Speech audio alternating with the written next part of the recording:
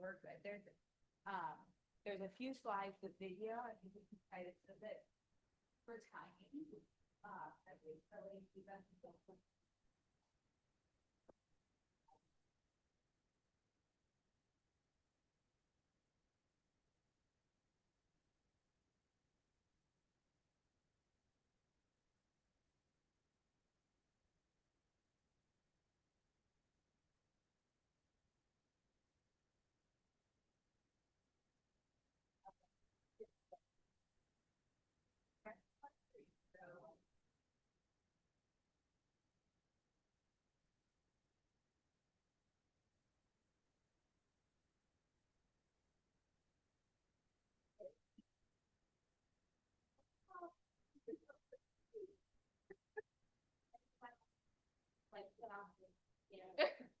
Don't worry, they won't let you get through.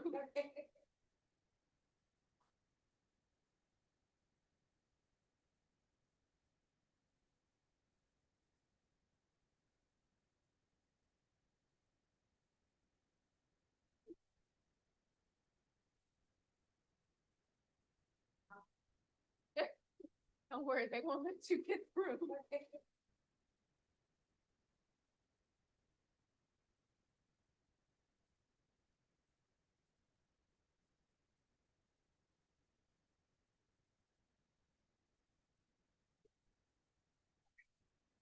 Oh, I forgot. Don't worry, they won't let you get through.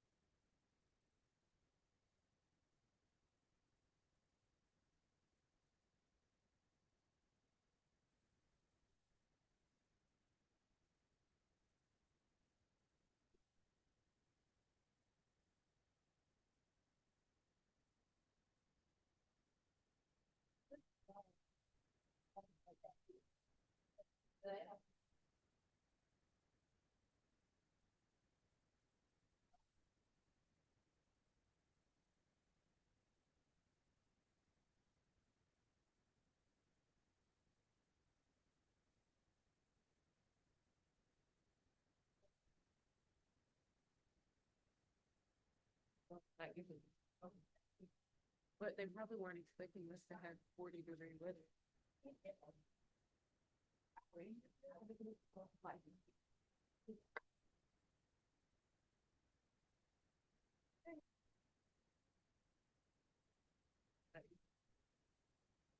But they probably weren't expecting.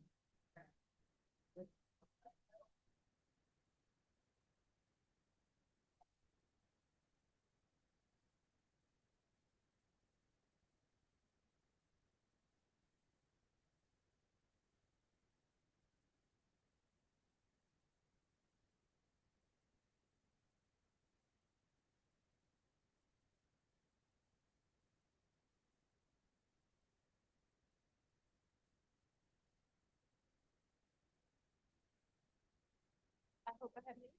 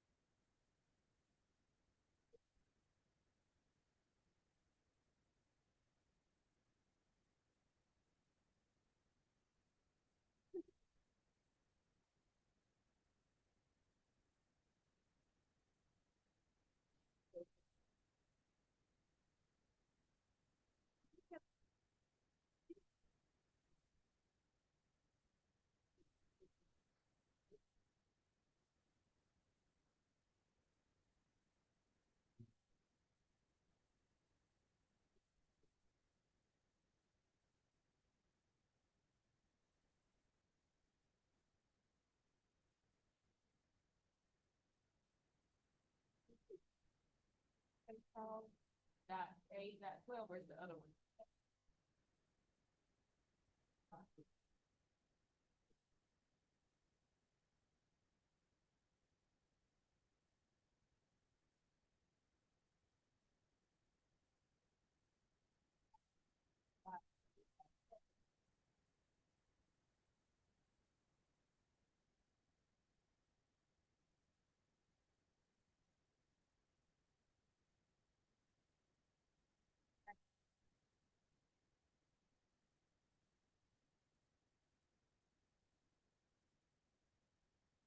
Welcome back, everyone.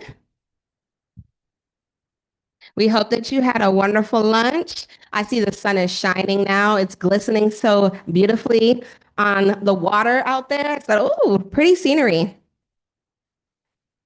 So we are now going to dive, everyone. We hope that you had a wonderful lunch. I see the sun is shining now. It's glistening so beautifully on the water out there. So, ooh, pretty scenery. So we are now going to dive, everyone. We hope that you had a wonderful lunch. Now it's glistening so beautifully on the water out there. So, ooh, pretty scenery. So we are now going to dive, everyone. We hope that you had a wonderful lunch. Now it's glistening so beautifully on the water out there. So, ooh, pretty scenery.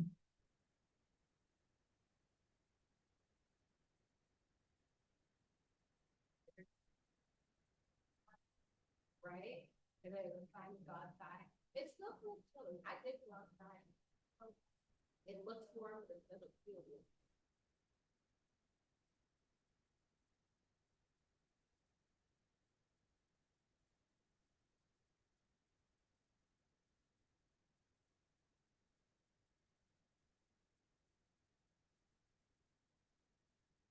Okay.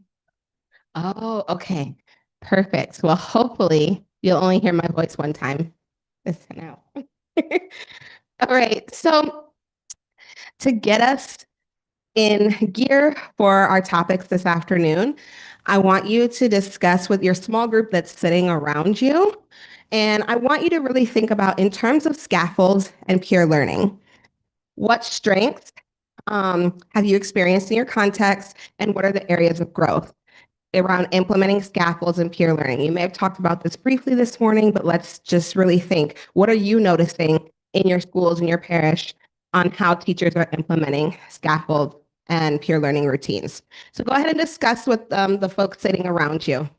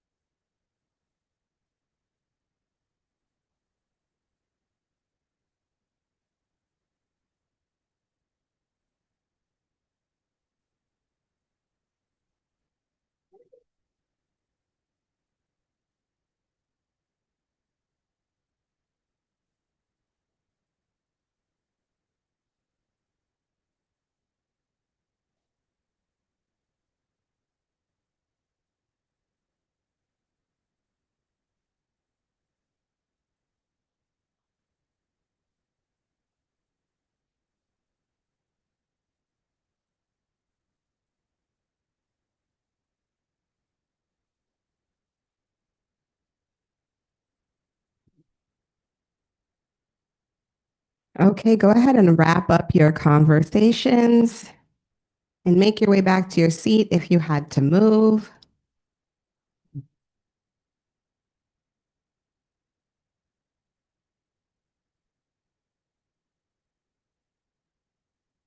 All right, we're going to go ahead and continue on in just a moment so you can wrap your conversation up and make your way back to your seat. Thanks to those who are raising their hands.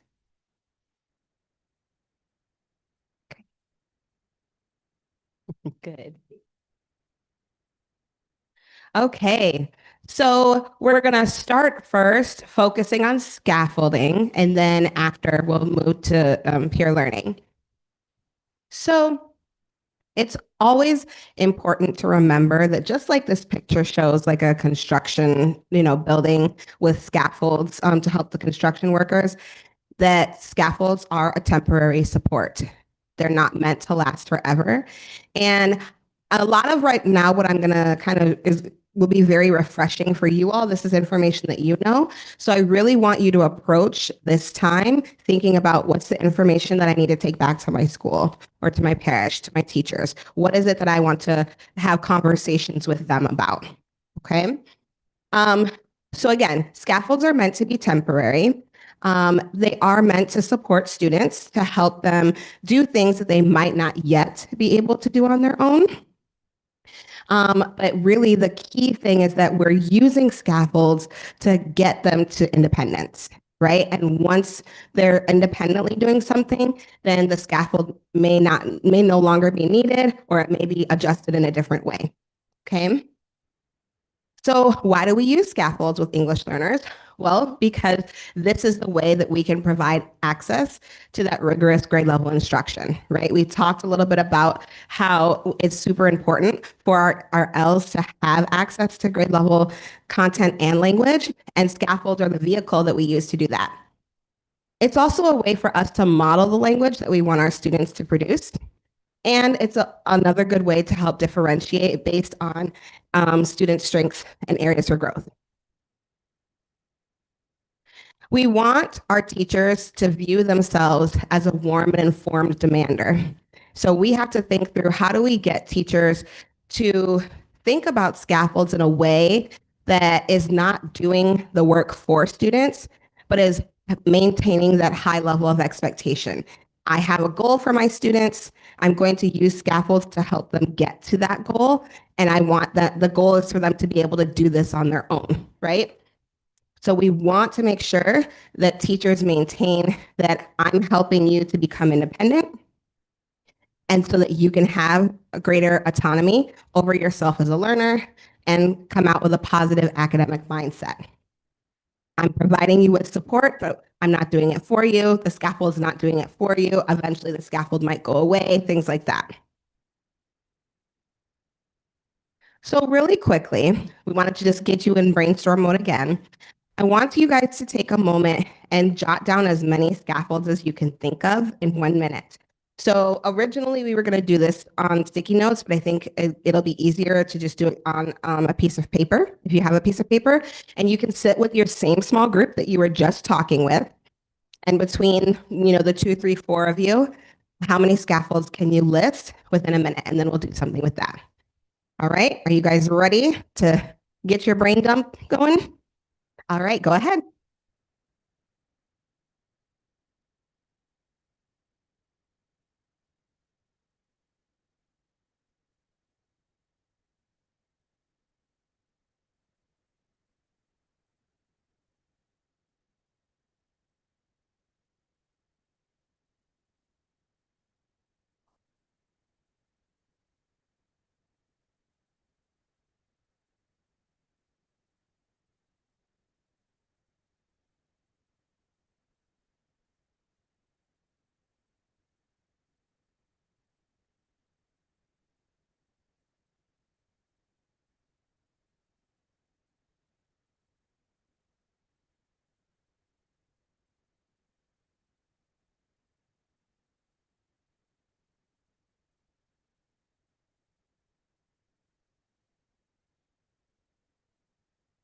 Twenty more seconds.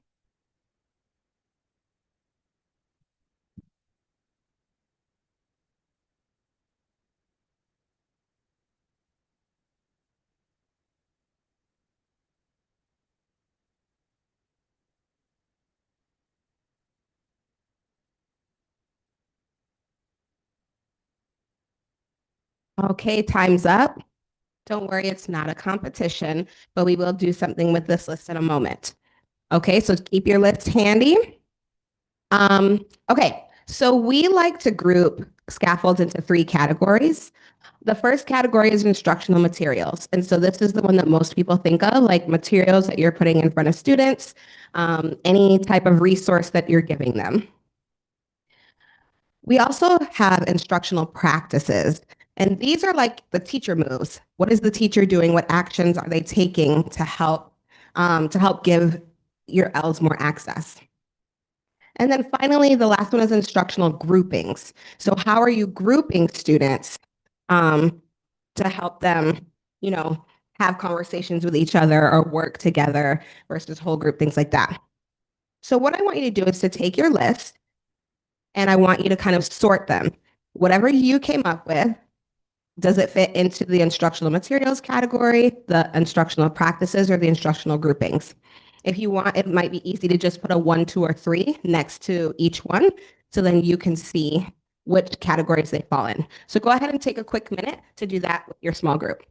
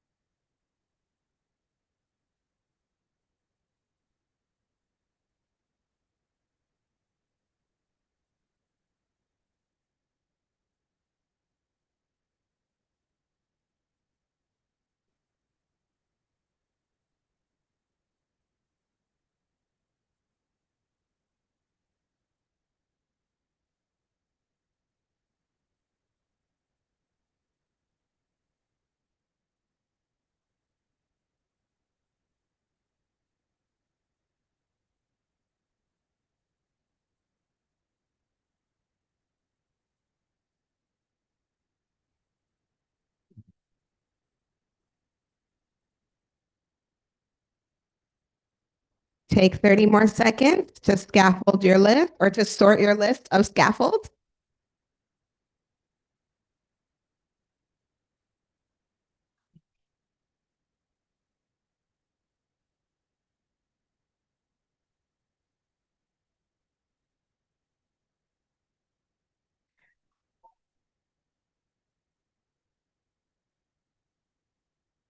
Okay. And I heard a couple of groups debating which category it goes in. There are some times where it can fit into more than one category. So now take a look at your sort and just quickly count up how many in each category you came up with, and then hold up on your fingers which category had the most. Did you have mostly instructional materials? You put up a 1, or instructional practices put up a 2, and instructional put up a 3. So I'm seeing a lot of 1s. You can look around the room. There are a couple of 2s in the back, but it looks like there are mostly 1s. Yeah.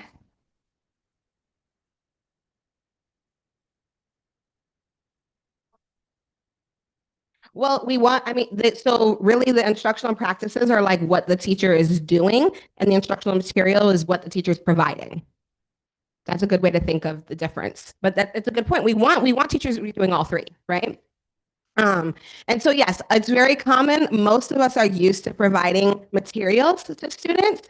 And one of the things that you can do to help push teacher practice is to get them to also start noticing how they can scaffold their own actions as well as how they group students. All right. So one tool that we have for that, and I'll give you guys a minute or two to review this tool, is this categories and examples of scaffolds. So it lists a bunch of different examples, not an exhaustive list, right? This is not the end all be all list, but it gives a good starting point for here are examples within each category. You can find this on your Padlet. And so we want actually for you to open it up, kind of read over it, and then discuss with a shoulder partner, how might you use this tool to support your teachers when they're planning their scaffolds? So take a minute, review the tool, and think, if I were to take this tool back to my schools, how can I use it to help support teachers in planning their scaffolds? Okay, thank you. So this is going to be on the scaffolding column of your Padlet, which should be the column that's next to the one that where you've been using all day today. So it might be the second column on the Padlet. So take a moment to pull that up. Raise your hand if you're having trouble finding it, and we can come and help you. Yeah, it does kind of refresh a lot. Yeah, that was happening.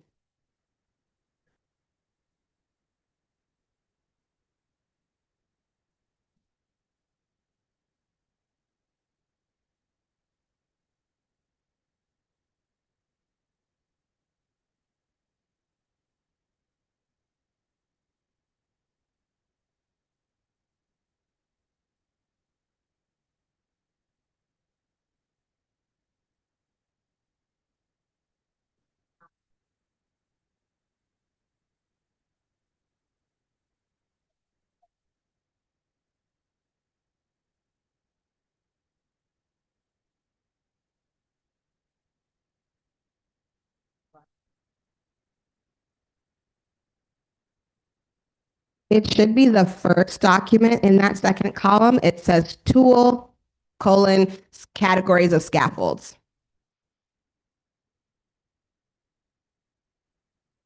So read through that and then discuss with a shoulder partner, how might you use this to support your teachers?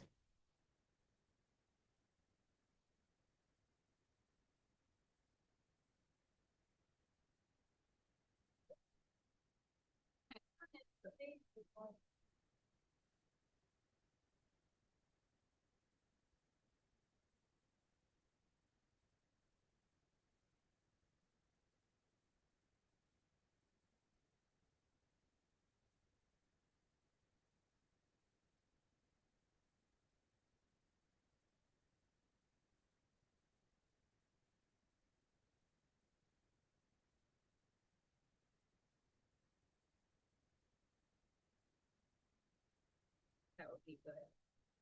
Yeah. Especially like get like two more voices. Yeah. Yeah.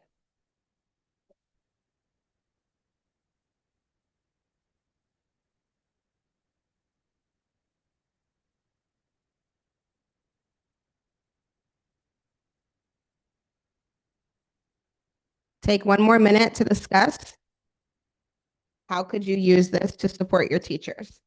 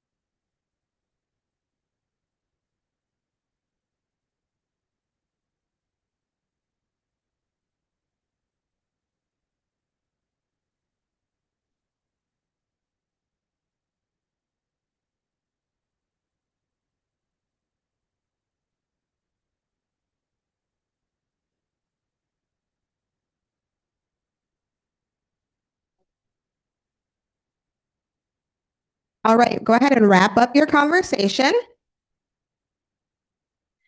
And could I have at least two people share out an idea you came up with on how you could use a tool like this with your teachers? All right, I have one and then two.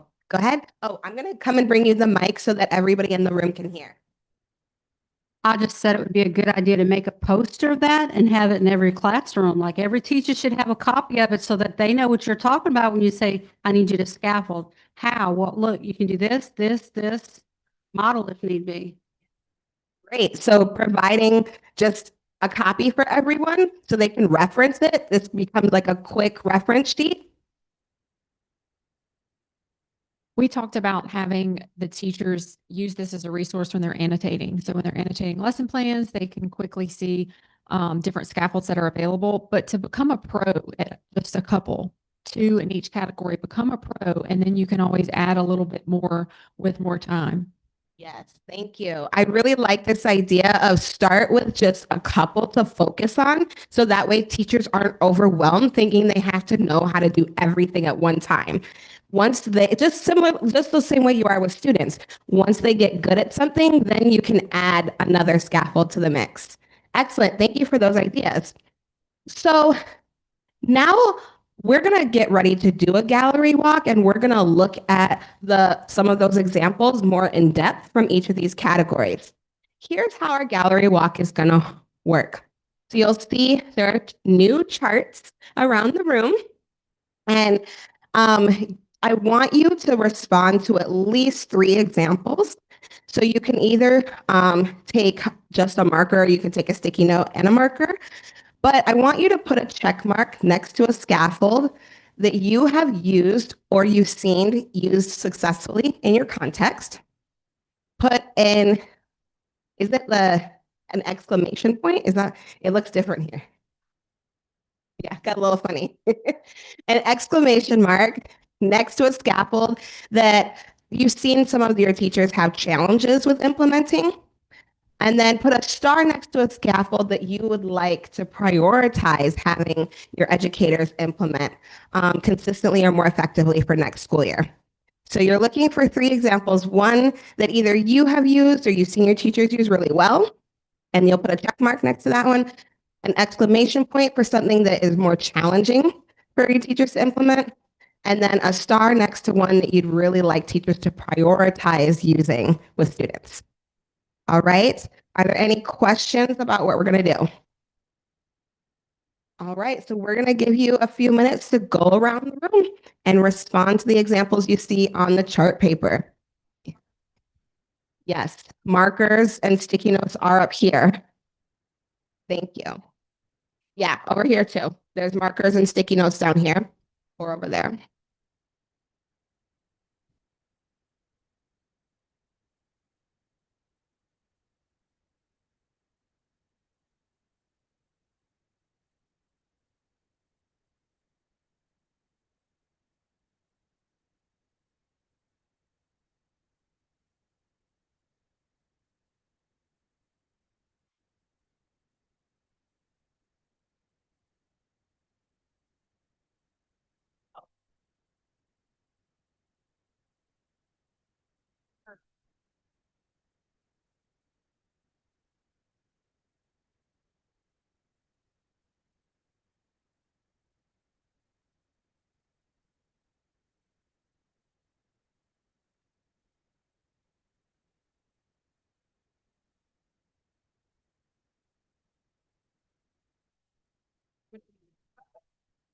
The marker they're all going.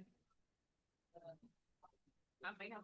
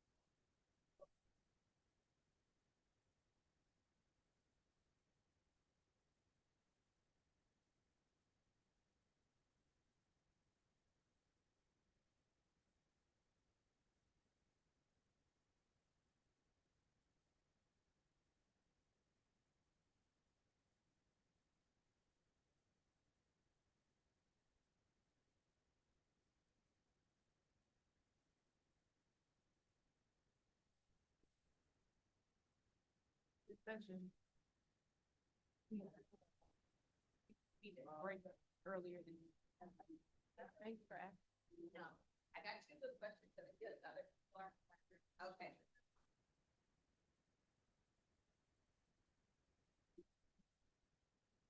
I got 2 good questions that I imagine other people are wondering about.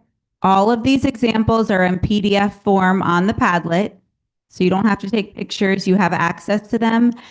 And The visuals are different all across the room. There's 19 different examples.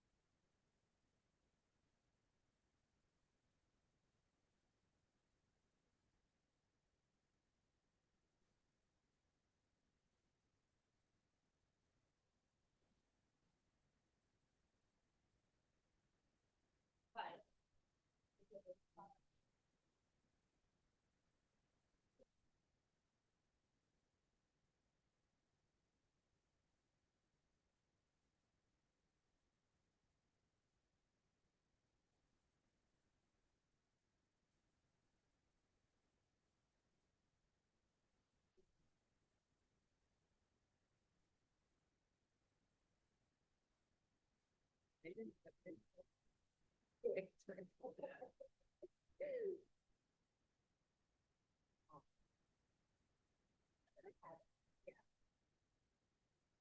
Maybe it's like then you will go back to it. That's another thing. Like okay, go back to it. Kind of like writing some note. Yeah. Where you're like, oh, it's all here.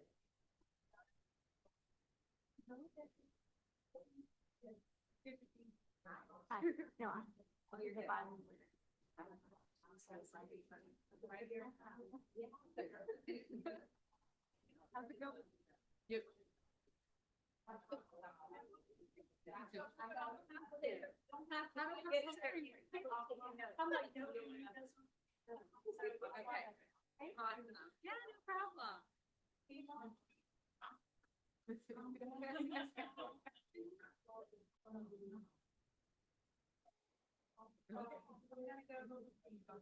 problem.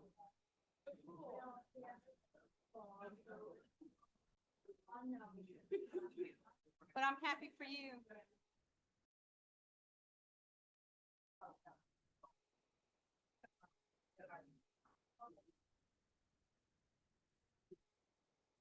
We get different.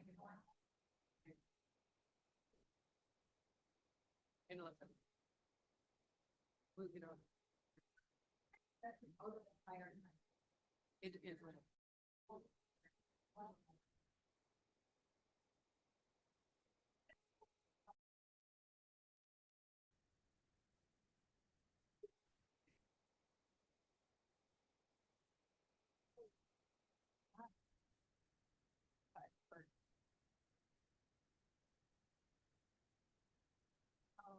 It is.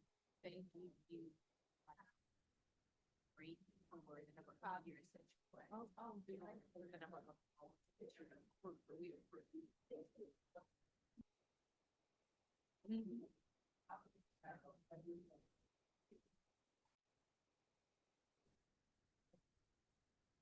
You know, I would love to come back. That was like the best drive.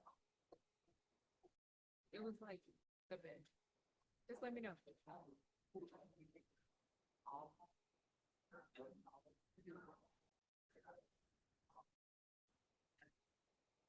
Absolutely.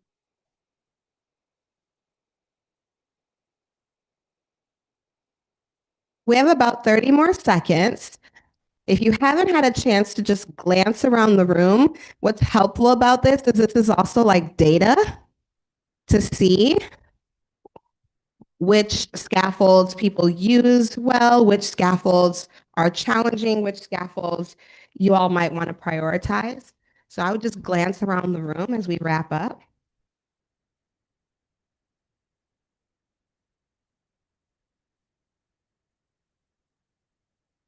So for example, I see on this side like anchor charts and the bilingual glossary and graphic organizers. Those have a lot of check marks, right? So those are things that a lot of teachers are very familiar with.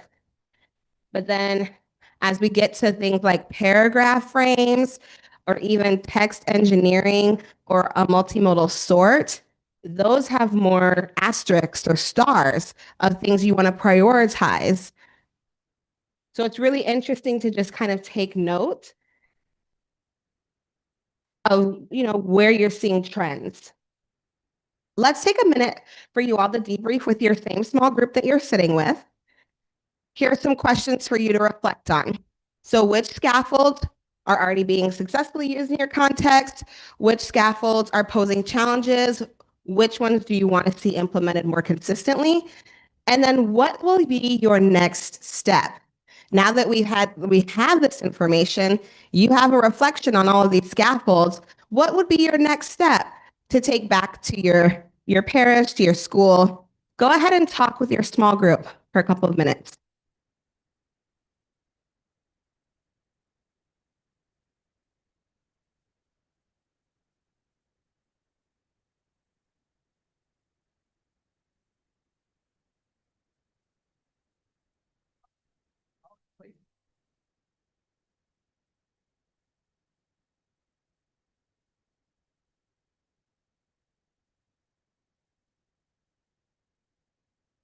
I'm not going.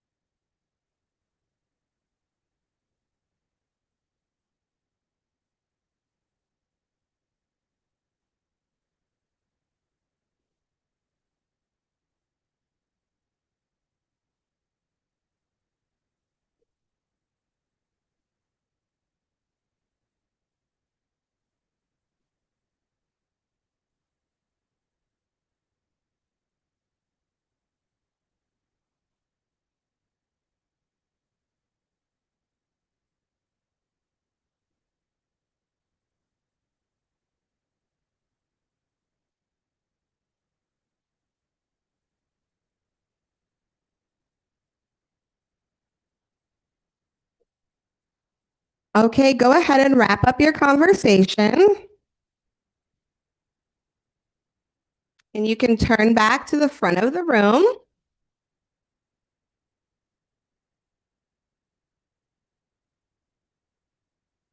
I guess I should.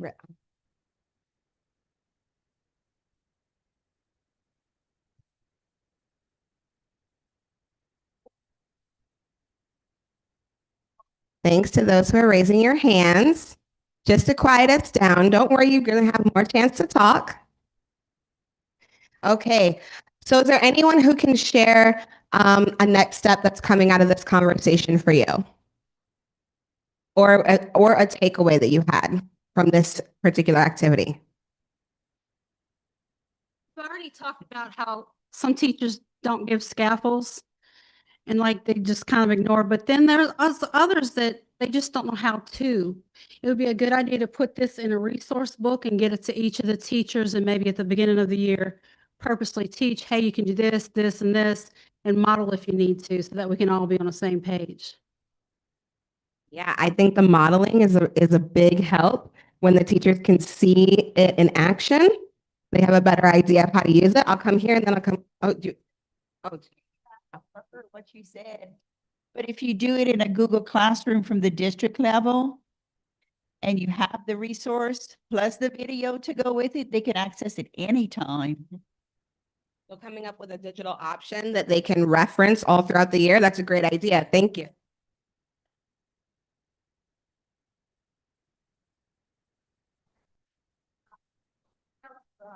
Ah, yes. So getting the buy-in from your administration is a key part of this. I think we saw that too with the scheduling conversation this morning too, right? It's so much more powerful when it's not just you leading the charge by yourself, but you have admin on board as well. Excellent. Thank you. We were talking about getting with your shareholders, the ILT team, the mentor teachers, and going through their observations and walkthroughs to see which ones the teachers are using consistently and correctly. That way, when you are modeling for them, you're doing a different strategy that they have not seen or are familiar with. Thank you so much. I like using walkthroughs to collect that data, right? You can actually, and that's something you can do with administration. That's a wonderful idea. I love everything that you guys are coming out of this. I'm going to show a couple of other tools that can be helpful as well. So this is also on the Padlet. It's another tool in that second column. This is a scaffolding self-assessment. So this has all of the examples that you just saw around the room.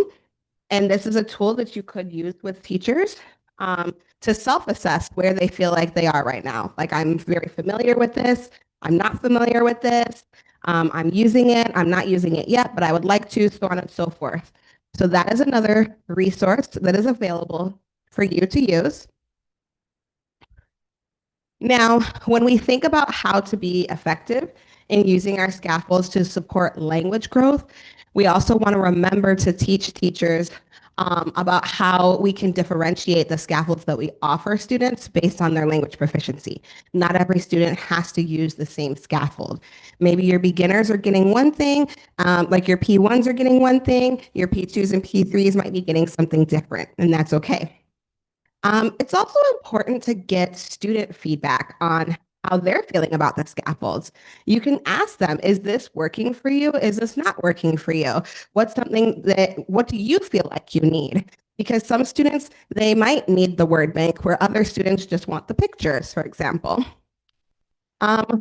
You also can track and reflect on the scaffold usage over time to see which scaffolds are working really well for my class and which students might be ready to have a scaffold released or adjusted. So maybe you have some P1s who are using sentence frames at the beginning of the year, and maybe by the middle of the year, they're ready for a paragraph frame, for example.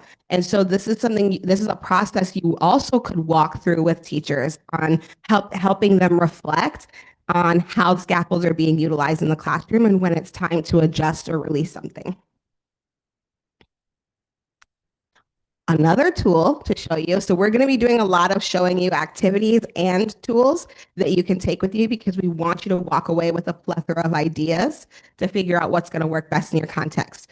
So this is also on the Padlet in that second column. And this tool, well, I'm going to give you a chance to review it, but just really quickly, it kind of shows which scaffolds may be more appropriate for the students at the different proficiency levels. So we have them marked as beginning, intermediate, advanced. You could think of it as your P1, P2, P3, and so on and so forth. So take a moment to pull this up on your phone or on your computer, look over it, and then discuss again with your shoulder partner, how might you use this tool with teachers?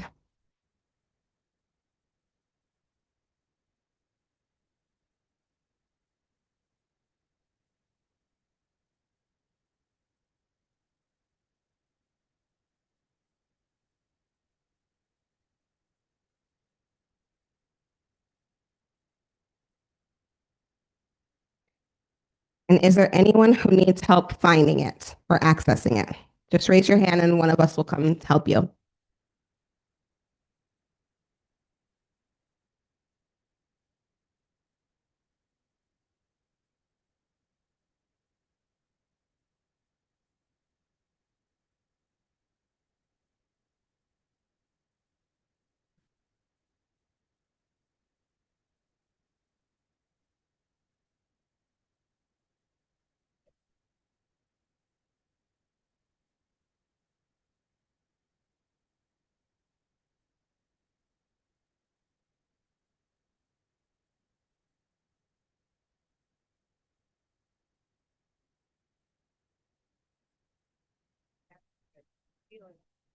Into it, I didn't. Oh, I'll do this in a- Yeah, that's fine. Every day.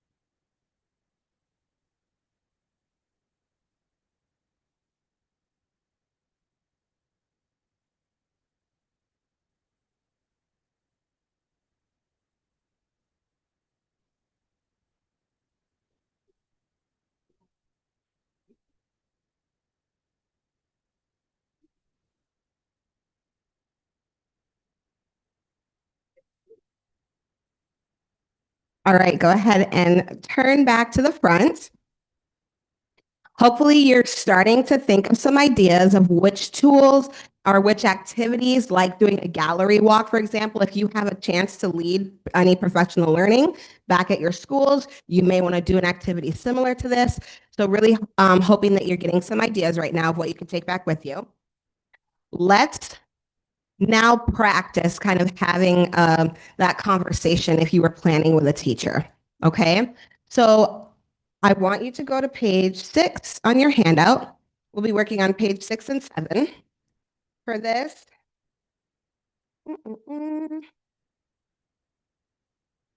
And 8, 6, 7, and 8. So we're going to look at a scenario of a student. You can choose if you want to focus on the student in elementary, middle, or high school. So there's one student for each. There's a classroom scenario and then information about the English learner. On page 8 are going to be the reflection questions for you all to discuss. So you're going to take a moment to read the description of the scenario and the details about the student, and then take notes and discuss how you might support the teacher who is planning for that student. And what scaffolds would you want the teacher to possibly choose? I really want you to also think about what are the questions that you would ask the teacher, right? How are you going to guide the teacher in making those decisions around what scaffolds they're going to use?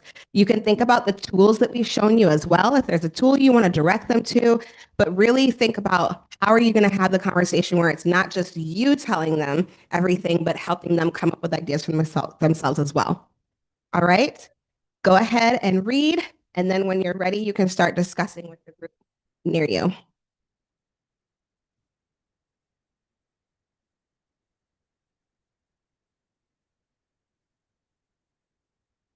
And it would be helpful, I guess it goes without saying, but it would be helpful to discuss with someone who's doing the same student as you.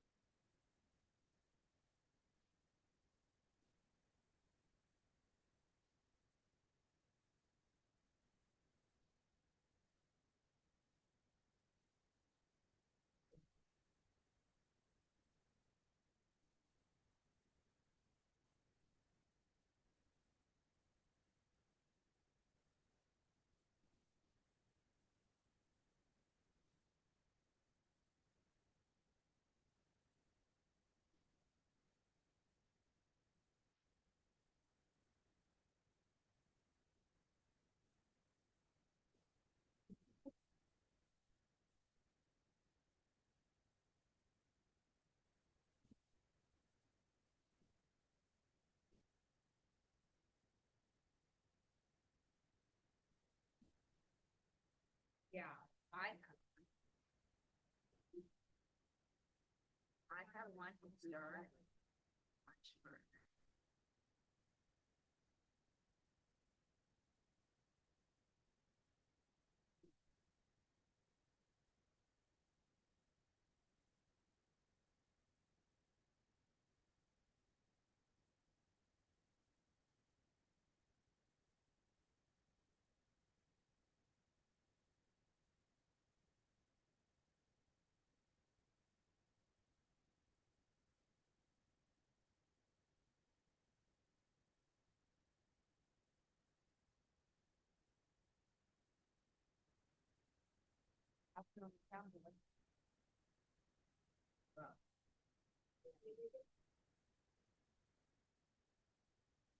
We had it, but I guess.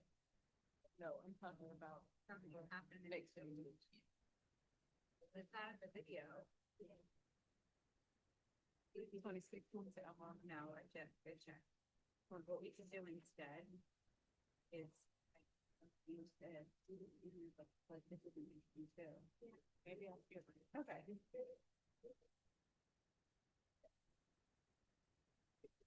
You never learn. That's it.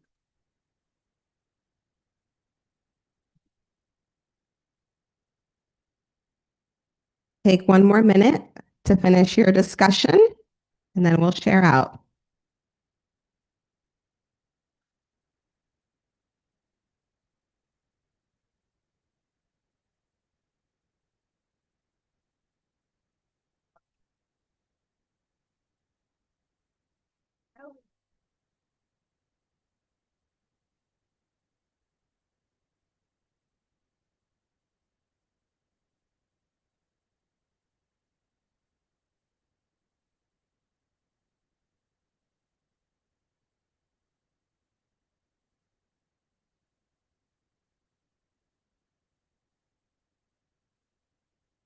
All right, go ahead and wrap up your conversation.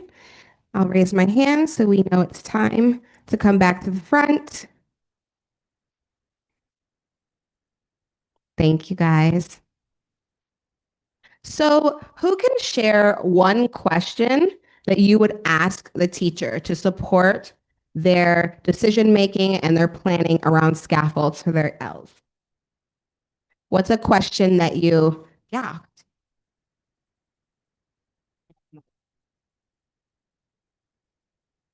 I had the high school, I was looking at the high school one and they were talking about they will be tasked with defending their predictions in small groups. So my question is, how has prediction been modeled for the students? That's great. Yeah. So, like, how have you modeled even like making a prediction, the structure of it, or like the language that you use, right? What language, yeah, what vocabulary do we use to talk about predictions? Excellent. Thank you. Anyone else? Yes.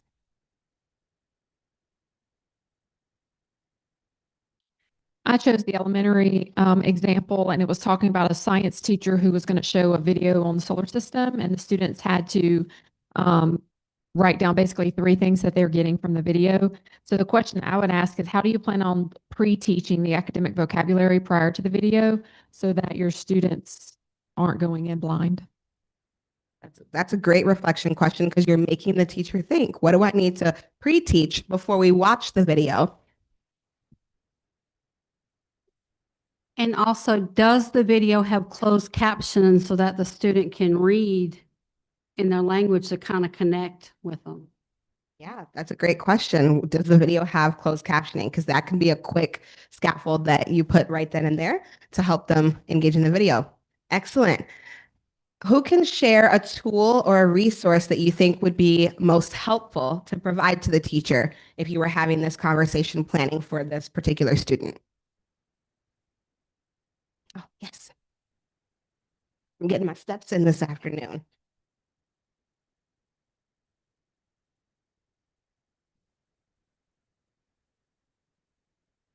Because they're gonna have to justify and defend their answers, I specifically put in clarifying and paraphrasing key concepts so that the students understand it. Intentional student grouping, providing a word bank, wall, and sentence stems to help them feel comfortable in what they're doing. Excellent. I love that you came up with multiple scaffolds that can help with that particular task. And it's a good reminder for us that we choose different scaffolds based on the task at hand as well. Anyone else? Is there another tool or resource or a scaffold that you want to share with the larger group? All right. I just practiced my wait time. Great. So now to wrap up this section on scaffolding, I want to give you some individual silent reflection time. So on the handout on page 9, oh yes, thank you. Megan has it held up. On your handout on page 9, you'll see a chart here, and you're just going to work on the scaffolding section of the chart. And this is a time for you to pick and choose which scaffolds, which strategies, and which tools would be most helpful for you to bring back to your context. Okay, so we'll give you a few minutes for you to think for yourself and mark on the chart. And you can choose 2 to 3 strategies and or tools for just the scaffolding category. And then I want you to also identify what your next steps would need to be, whether it's sharing it with someone, trying it out with someone, so on and so forth. I also want to just throw out an idea that I was sharing with Megan while you guys were discussing, because I've heard some of you talk about getting buy-in from administrators. Right now, we've been focused a lot on like how to support teachers, but you also could bring some of this back to an administrator. If you have an administrator who's not well versed in working with English learners, then maybe you could be doing something like this, doing the scenario with them and talking through, okay, here's a scenario of a student. How would you admin support your teachers as well in implementing scaffolds and things like that? So I just wanted to throw that idea out as well. Go ahead and take a minute to fill that out for yourself.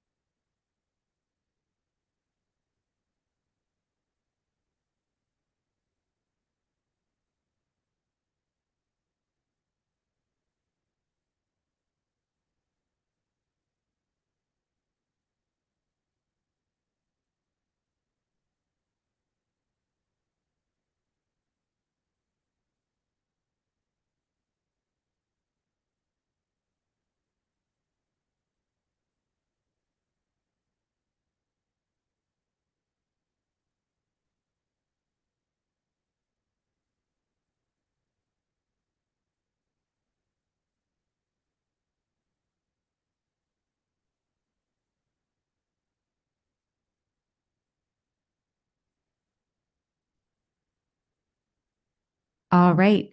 So you can wrap up what you're writing in terms of your goals and next steps for scaffolding. And now we're going to move into peer learning strategies and tools for ELs. And this is one of my favorite instructional practices to talk about. I love finding opportunities to get students talking, discussing their ideas, practicing and using language.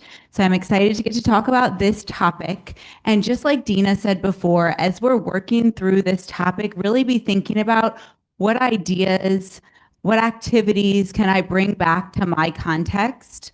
I imagine that some of the things I'm going to share are really going to resonate with you as EL focused staff members, right? So it's really like, how can I bring this back to my context to support ELs? And so to start, I want you to think about, and my question's a little cut off, is How much time during a school day do you think ELs spend engaged in academic discussion? And so just by show of fingers, do you think it's 0 to 4% of their day, 5 to 10%, 11 to 20%, or 21 to 50%? I'm seeing some twos, some ones. I've got 1, 3 up there. Okay, but a lot of twos and ones.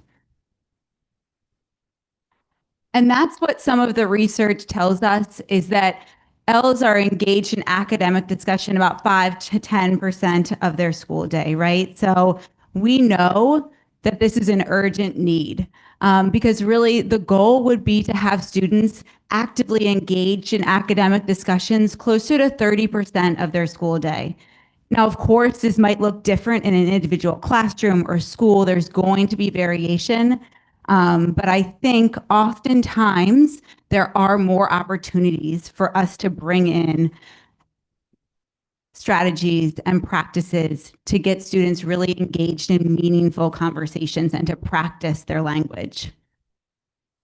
And so in this section, we're really thinking about how we can reframe classroom talk, moving from a lot of teacher talk where a question is posed and then we call and have a student respond, to more opportunities for student to student, peer to peer interaction, where students are really engaged in a meaningful conversation. They're discussing the content. They're not just sharing, I think the answer is 2, but really engaging in an academic conversation, thinking through their ideas, explaining, asking clarifying questions. And this takes practice and a lot of modeling, right? And it also involves letting go of some control in the classroom. So we know this is important, but it's hard to get started. So we're going to talk through how we can really support teachers and students in being able to engage in this in a meaningful way.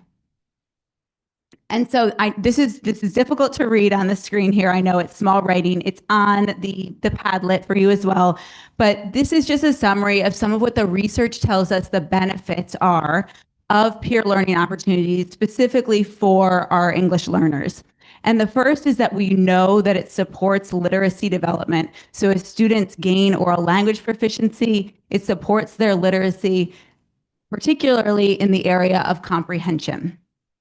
The second one is that it's a really powerful way to support ELs in learning academic content. It gives them an opportunity to practice using and hearing that content language in a lot of different ways. It's also an opportunity for students to really build their interpersonal skills and their academic identity and feel like capable learners, right? I'm having these academic conversations. I'm able to talk about this content in a meaningful way.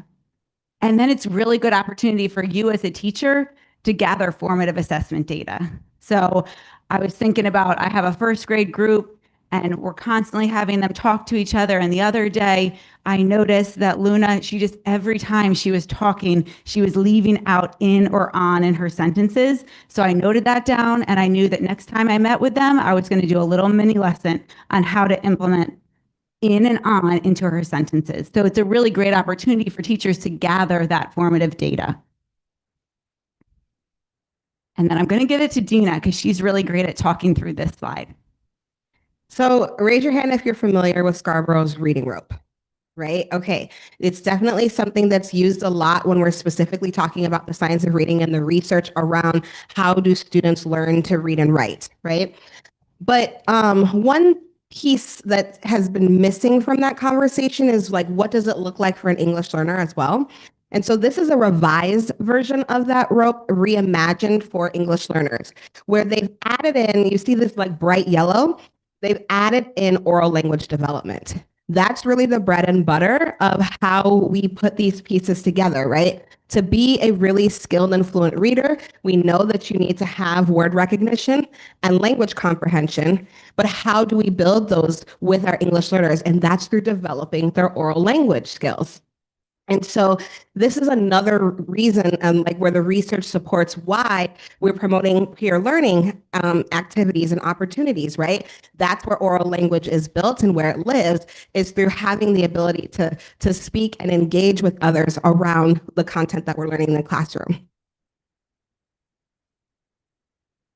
Thank you so much, Dina. And so we know there are lots of really, really important benefits to having students engage in these peer learning activities. And I want us to think a little bit. I've been using the term peer learning activity. So this is things like if students are engaging in a turn and talk or doing the four corners or a gallery walk, right? But when does that become a peer learning routine? So I would say that a goal would be to move from just an activity to it being a routine. So what do I mean when I say that? So a peer learning routine, it's an instructional strategy like turn and talk or four corners that has a set of steps that students are engaging with, and they're working with one or more peers, but it's implemented regularly and students know what to do, right? So the first time you use four corners or turn and talk, students might not really know exactly what to do. It takes practice and sometimes it flops and you have to try again and do more modeling and embed more scaffolds. But over time, it becomes a routine. And then you can pull back on that modeling and just tell students, now we're going to engage in four corners. And they've done that enough that they know what to do and they can focus on the content. But at first, it's going to be focusing kind of on the activity and on the routine.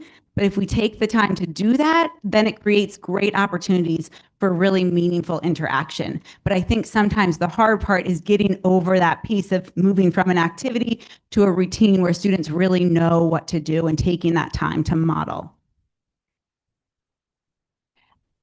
And so when we engage in these peer learning activities, it's a great opportunity to really focus on supporting that language development. And so we want to be really intentional about how we set up these peer learning routines and activities. It should be opportunities for students to engage in really meaningful conversations, right? It's not just identifying an answer, right? They might be debating or synthesizing information, comparing and contrasting ideas, right? We really want to be pushing them to go beyond just sharing their one answer.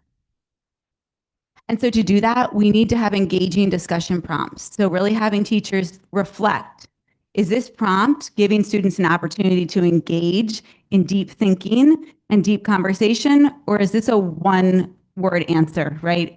Does it make sense for a peer learning activity?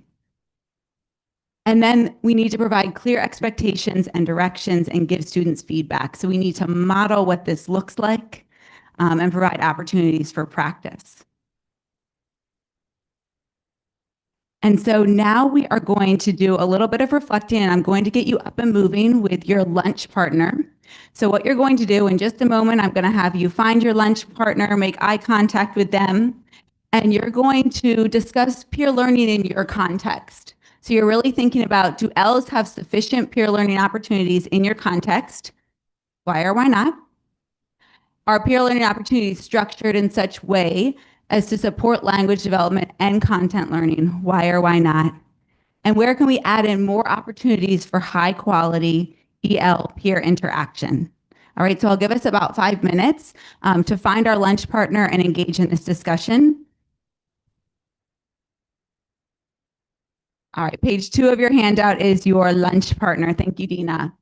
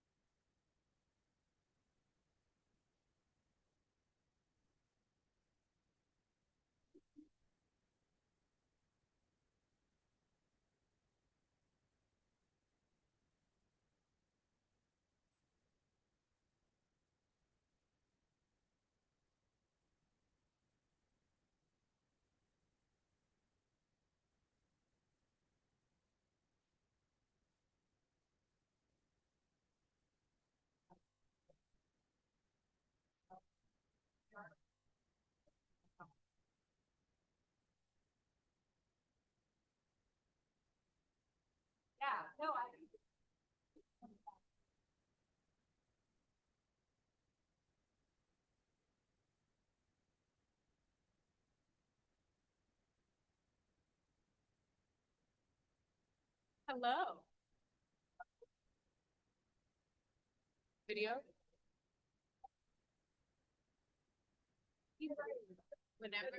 Whenever we get there, I'll put you, just tell me. Unfind it.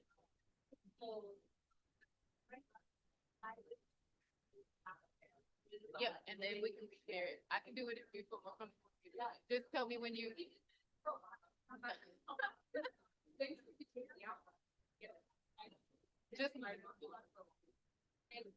Just let me know when you're ready. Okay.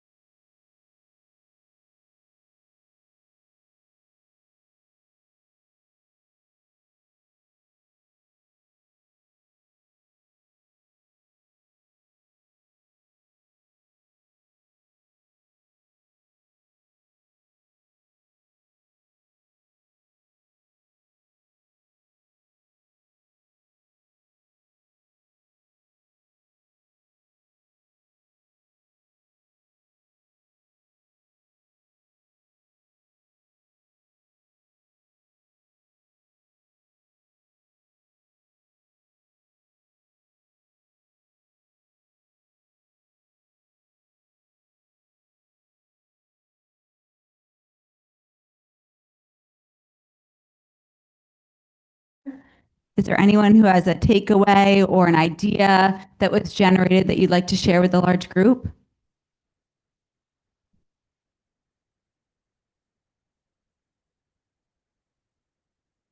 Okay, I see a hand.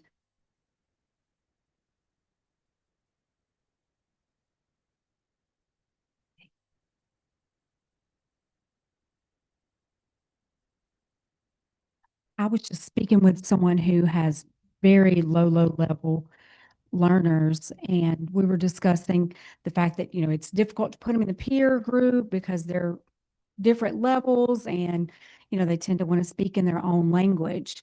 So we were discussing picture cards, back it all the way down to picture cards to begin their vocabulary.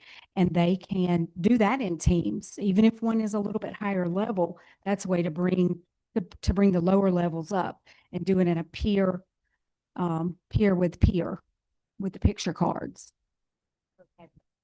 Excellent. Thank you so much. And I think that idea also kind of taps into the importance of really your building relationships in your classroom so that students feel comfortable to engage in this. So really thinking through, maybe I need to think about partnering students that are comfortable with each other, that are friends, share the same home language, and discuss something that's a non-academic content first.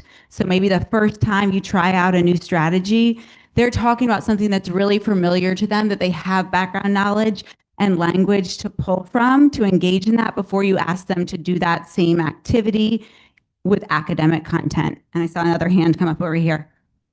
Say, Natalia used the word intentional, and that's very important. Like you can switch your groups up, but the teacher should know, I want this one to work with that one. So even if the kids think it's random, it's not never random, and get them to keep growing as they go. Like have your idea, have high expectations, but help them. Excellent. That is such an important point, the intentional grouping, right? Because that's when it becomes a scaffold. If we're just grouping students, but we're not really doing it with a purpose, with intention, then it's not necessarily a scaffold, right? It's just an activity where they're talking to each other. I saw another hand go up.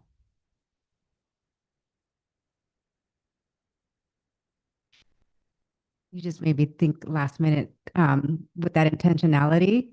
It was also mentioned like the difference between being in a structured group where you're grouping students where thinking about the difference between if the student is just interpreting for the other student and they're just there to help bring them up versus both of them academically benefiting from the group. So thinking about that difference. Excellent point.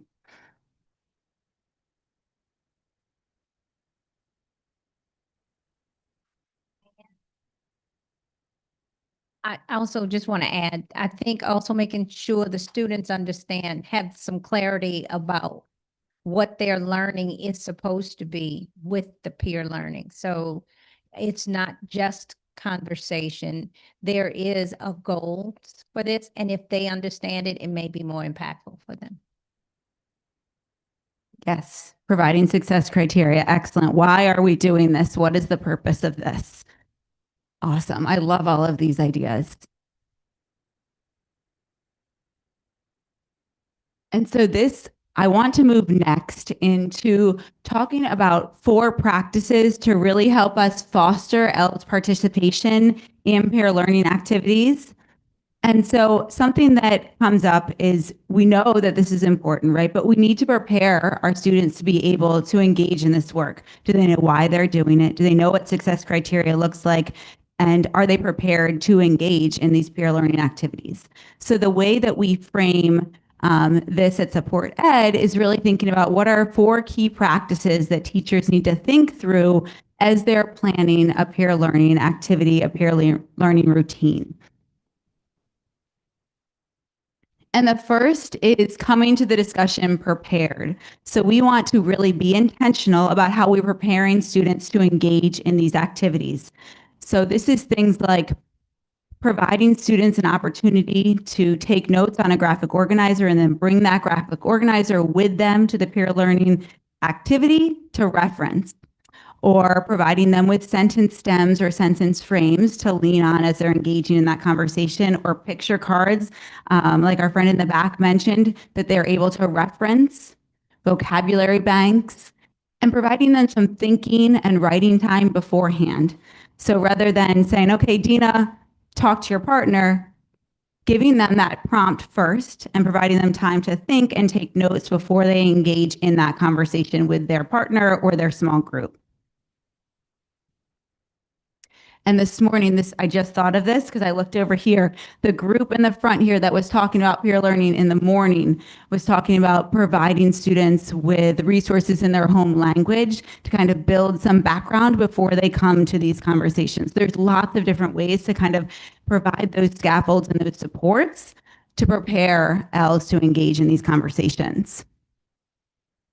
The next is to be aware of nonverbal communication. So this is something that often needs to be explicitly taught to students, right? So what does it look like when we're engaged in these peer learning activities? So this is teaching students the importance of kind of showing that they're engaged through those nonverbal behaviors, like nodding and smiling, looking at your partner, leaning in, right? That doesn't always come naturally to students, and maybe not to all students, not just ELs. So taking the time to really intentionally teach what it looks like to engage in these peer learning activities and these partner talks, right? When I say turn and talk, that means we're going to turn our body, we're going to lean in, we're going to use a quiet voice to talk to each other.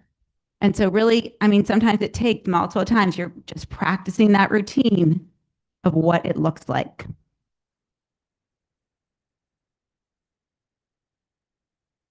The next is participating by taking turns.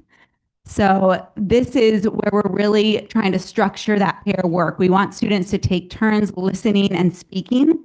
And so at first, this can be very structured, right? We could have talking chips where students have a set of chips in front of them. And as they share ideas to their small group, they're adding a chip into the center so that everyone's contributing to the conversation. And that becomes like they can actually see, okay, all of us have contributed to this conversation, or having little cards, you know, right now I'm the speaker and you're the listener, and then we're going to trade off. So like explicitly teaching what it looks like to take turns in a conversation. And then as Dina was talking about before, you can pull back those scaffolds over time as students really learn what these behaviors look like. And then making connections. So when we're engaged in these peer learning activities, we want students to be active listeners. So not just waiting to share their idea, but actively listening to their partner, to the others in their small group, and asking clarifying questions, building on each other's ideas, right? And that definitely doesn't always happen naturally. Sometimes you're in a small group and you have your idea and you're just waiting until it's your turn to talk. But finding ways to really intentionally teach students how to actively listen and make connections to others. And sometimes that is engaging in activities where students are talking with a partner, and then the expectation is that they're going to share what their partner told them rather than what they shared when they come back to the whole group. And so a great resource for the taking turns at making connections is using talk moves. So really teaching students, when I want you to restate an idea or agree or disagree with your partner, what does that look like? And so up here, and this is available on the Padlet under the peer learning section, providing them with sentence stems and frames to support them in doing things like asking a clarifying question. So teaching them to say, I'm confused when you say, or could you restate that for me? Could you give an example? And so this can be done in mini lessons, right? You wouldn't necessarily teach all these talk moves at once, but maybe during one lesson, you're really focused on students agreeing and disagreeing with each other. I think that's an easy one to start with, right? And then building from there. Okay, now we're going to engage in a conversation and you're going to add on to each other's ideas. And this is the language that you're going to use and how you're going to bring in the language that your partner just used to restate and add on ideas.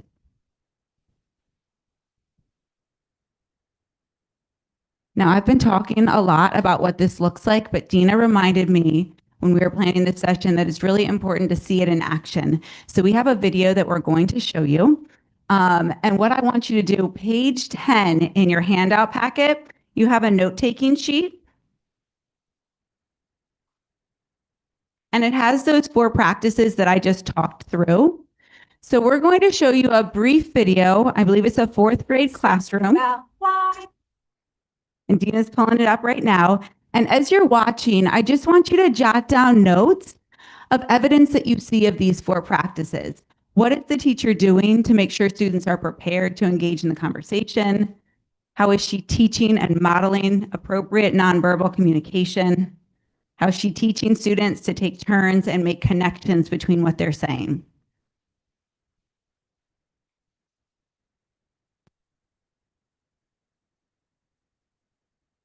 They're great.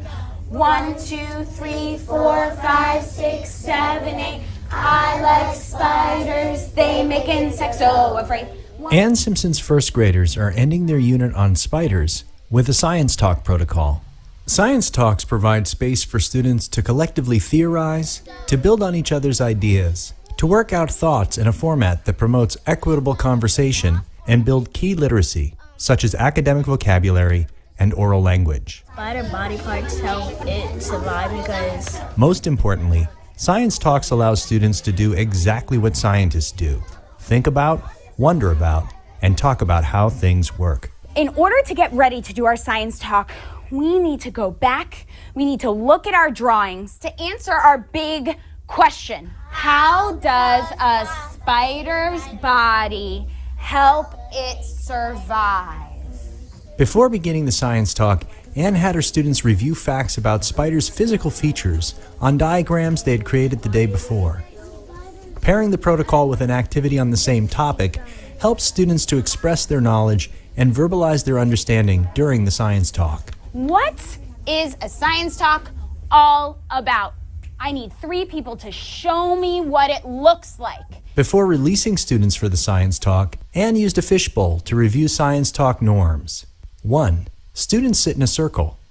2. The person with the microphone shares thoughts about the topic. We should not crush spiders because they're a good help to our ecosystem. Everyone else listens. And they control the pest. 3. Students take turns commenting. I'm ready for comments. Every student takes a turn. I agree with you that they... Okay, pause. If you forget what a good comment should sound like, take a look up here. I agree with you, Christian, because... It could be, I disagree with you, Christian, because... With expectations discussed and modeled, Anne released her class for the science talks to answer the guiding question, how does a spider's body help it to survive? They need their legs because it can smell and taste and walk. I agree with you that they need their legs to smell and taste and walk. I agree with you, Sophia, because I have the same idea. What do spiders need to live, Rasan? Food. Science talks provide a window on student thinking that can help teachers figure out what students really know and what their misconceptions are. And spiders need food to survive. Does anyone else have a comment?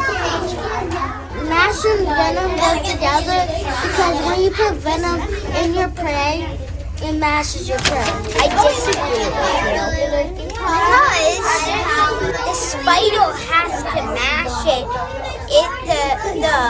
The venom doesn't mash by itself.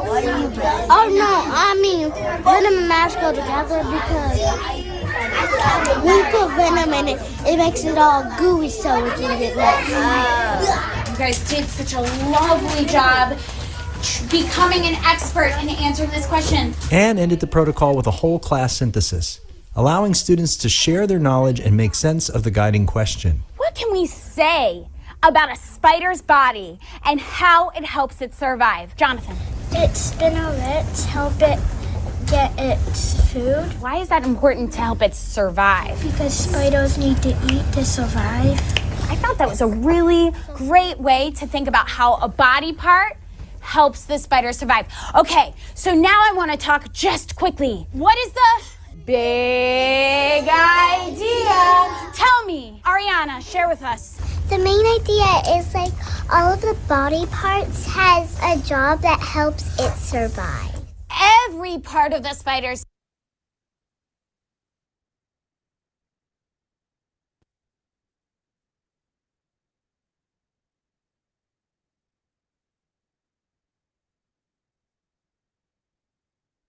All right, so now that we had a chance to watch an example of what this looks like in action, I'd like you to take a moment to just speak with the people around you about what you noticed in terms of evidence of the 4 key practices in the video and any key takeaways that kind of bubbled up for you, what you might focus on in your context related to these 4 practices.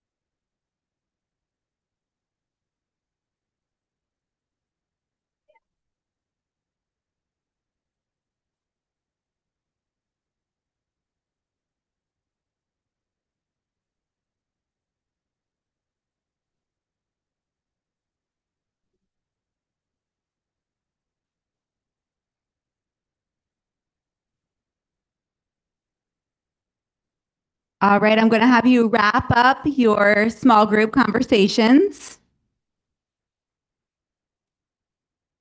And it sounded to me like that sparked some really good conversation.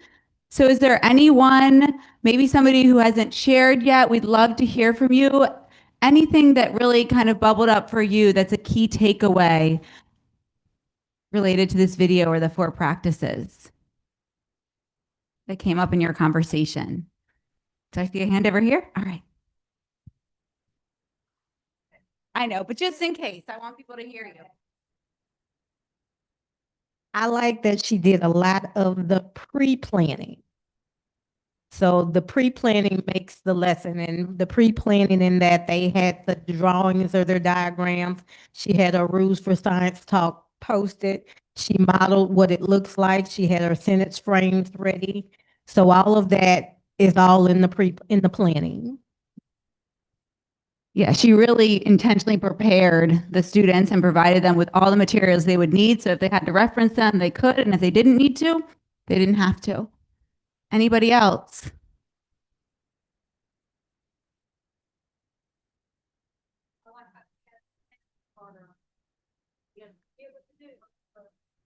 Yeah, she had the sentence starters. And those are nice too, the talk moves ones, because they can apply to any content. You don't have to change them, right? You can engage in those conversations. I have a connection with on anything that you're talking about.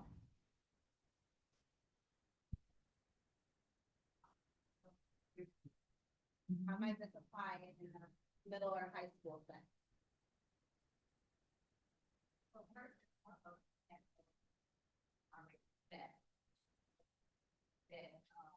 This wasn't something that they just started doing. It was evidence that this is part of the culture of that classroom, the way that they communicate within that science circle and the discussions that they have, and the accountability on the students to be good listeners. And you're a good listener when you respond to what was being said. So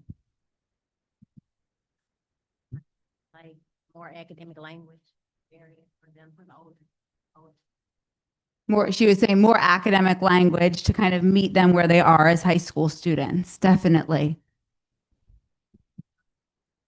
Right, so you might have someone whose role is more so, the recorder who's recording, taking the notes, and someone who's the reporter, and someone who's keeping time and things like that. That's another way to kind of engage older students as well.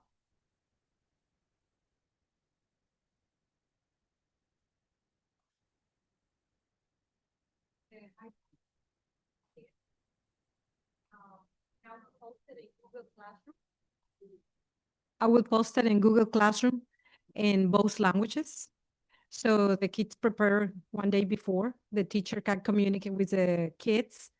And then when you write and you have the communication in writing, they can be translating everything. So it must be good for the.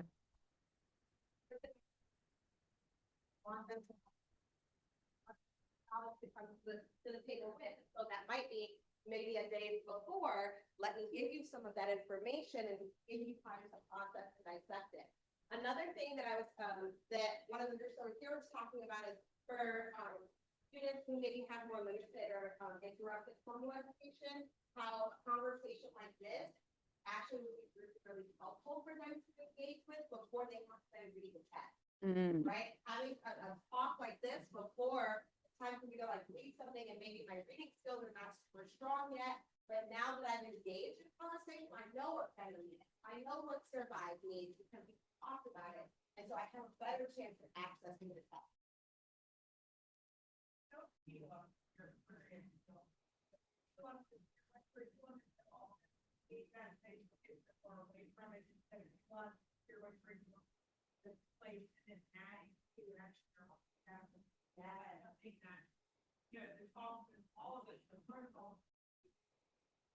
Yes, exactly. And so, and thank you for raising that, because sometimes we forget that there's like, you don't have to give your EL students something different to do.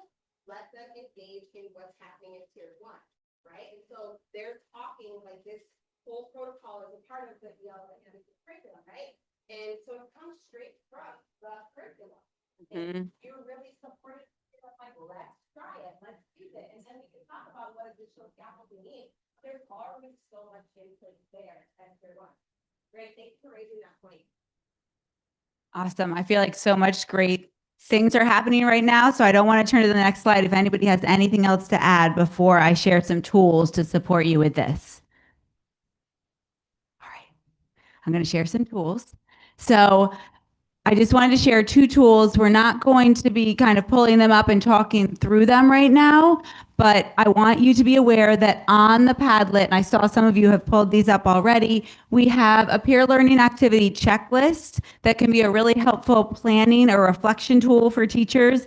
It's just some guiding questions that help them think through, how am I preparing students for these 4 practices, and then the peer learning activity planning template that just is a template to really think through how to structure a peer learning activity that supports L's participation. And so we are going to engage in a peer learning activity ourselves in just a moment. And so this is part 1 of that activity. So this is your individual reflection time. And then we're going to move into an activity where we're sharing with each other. So what I want you to do now, and if you want to jot down some notes on your handout packet or on a sticky note that you have, I just want you to reflect on the use of the 4 practices in your own context and identify 1 to 2 areas related to those 4 practices that you would like to strengthen. And just be prepared to share your ideas with a partner. So I'm going to give you about 3 minutes of individual reflection time, and then I'll give the instructions for the activity.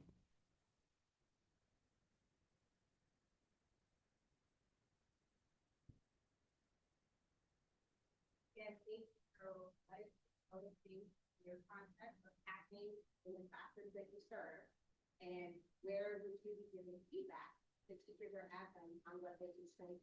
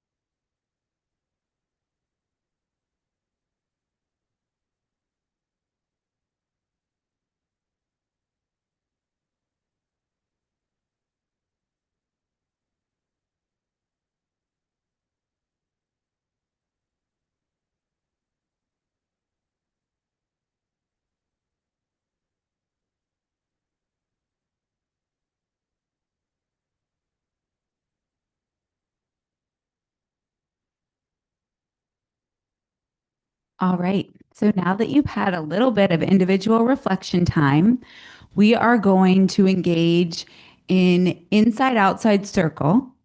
But Because of the configuration of the room, we are going to modify this to be parallel lines, but it's still the same activity. It's just instead of working in a circle, we'll be working in parallel lines.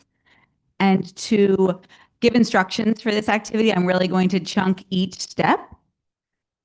So what we're going to do first for this activity is you can bring the notes that you took with you. So the first thing you're going to do is stand up and find your dinner partner and identify who is partner A and partner B. So I want you to do that now. And then once you've done that, pause and look at me. Find your dinner partner, pick one person to be partner A and one person to be partner B.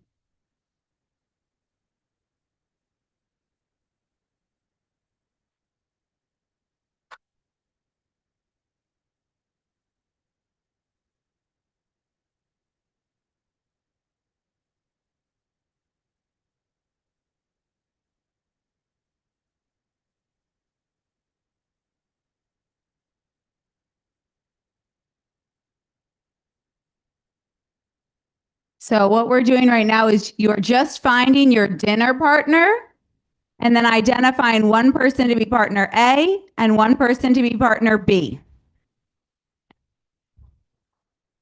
Okay.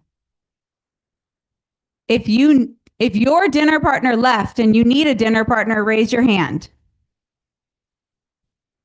All right, so you two can pair up.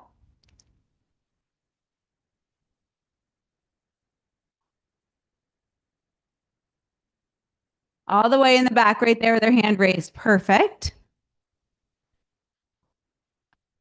All right, so eyes and ears up here.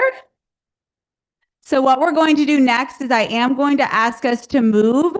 So I need about half of the pairs to come over here. So wait 1 second. I'm going to show you what I want you to do. You'll model with me. So Dina and I are dinner partners. I'm partner A, Dina is partner B, and so we're lined up here. So we're going to have half of the people line up here, all partner A's on this side, all partner B's on this side facing each other, and then the same thing over here. All right, so we're going to form parallel lines. So partner A, partner B.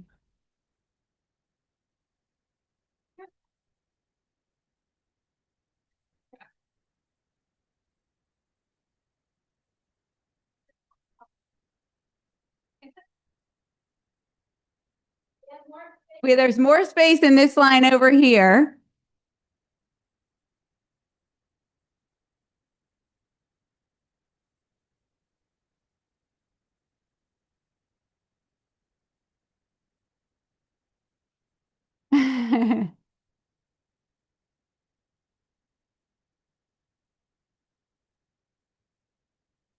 Awesome.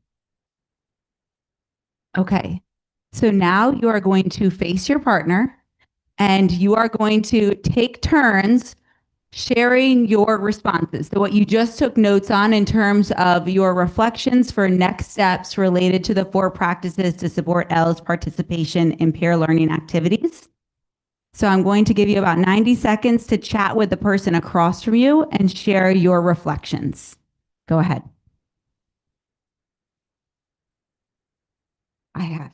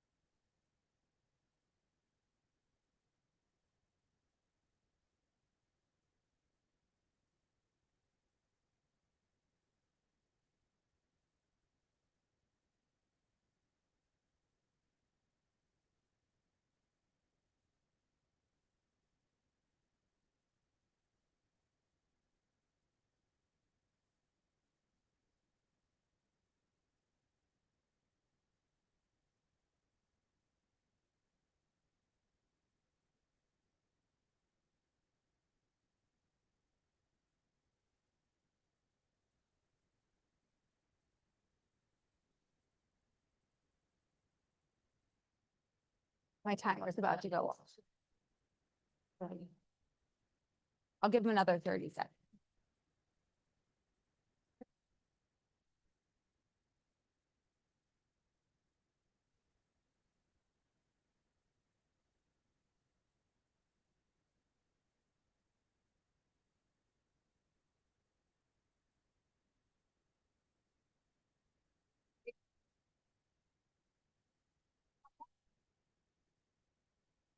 I'm gonna say that now. Because I feel like once I get their attention, then it's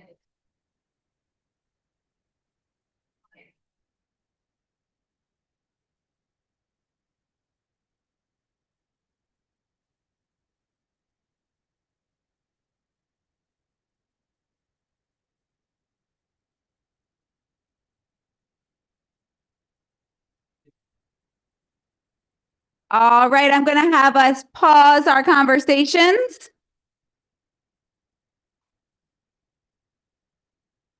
All right.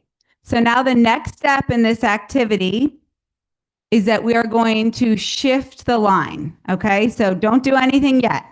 So over here, I'm going to have partner A shift. So I'm going to ask you, you're going to have to walk around to go to the top of the line. And then everyone's going to, in A, is going to shift down. So you have a new partner. Okay. And then in this line, I think that's going to be partner B. So I'm going to ask you to walk around and go to the top. And then everybody shift down one partner.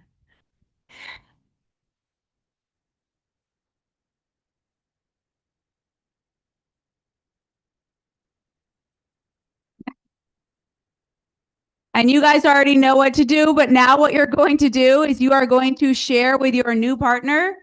And last time, if you did not both get a chance to share about halfway through the timer, I'm just going to give you a little cue that if you haven't switched partners, it'll be time to switch partners to make sure we both have an opportunity to share.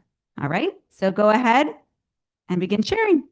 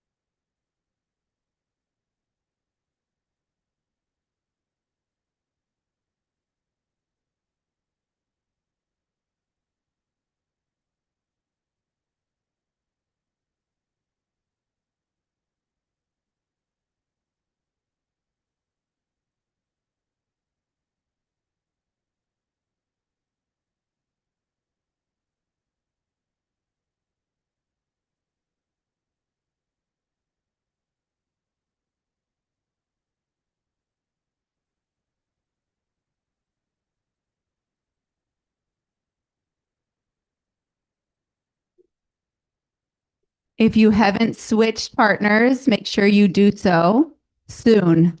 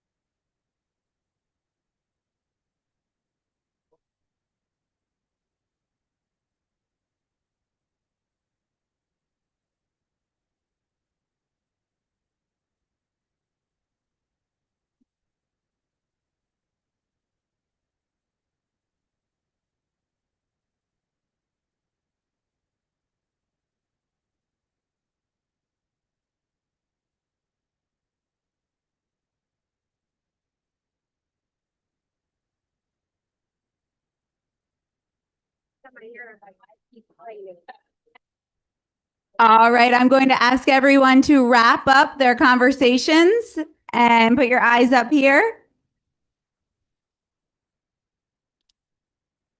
With this activity, You obviously could continue having students circle through and talking to different partners. I'm going to share some more reflections on how you can implement this in classrooms, but I'm going to let you sit down first. So take a moment, sit down, and then we'll debrief.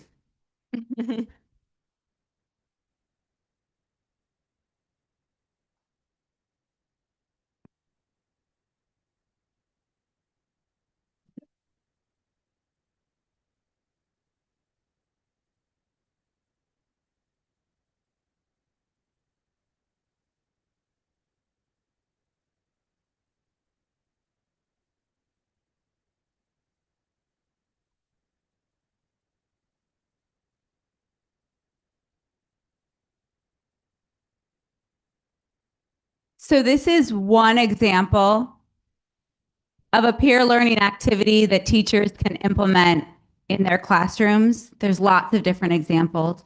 This is one of my favorites because it provides opportunities for students to talk to multiple different partners. So they're able to hear that academic language, academic vocabulary used in different ways, in different grammatical structures. And then they can be listening in and trying to use language in different ways as they move through different partners. There's some important things we have to think about to scaffold this activity for students. I had to really chunk it, right? We're adult learners, but I went step by step to try to really model and explain my expectations with students.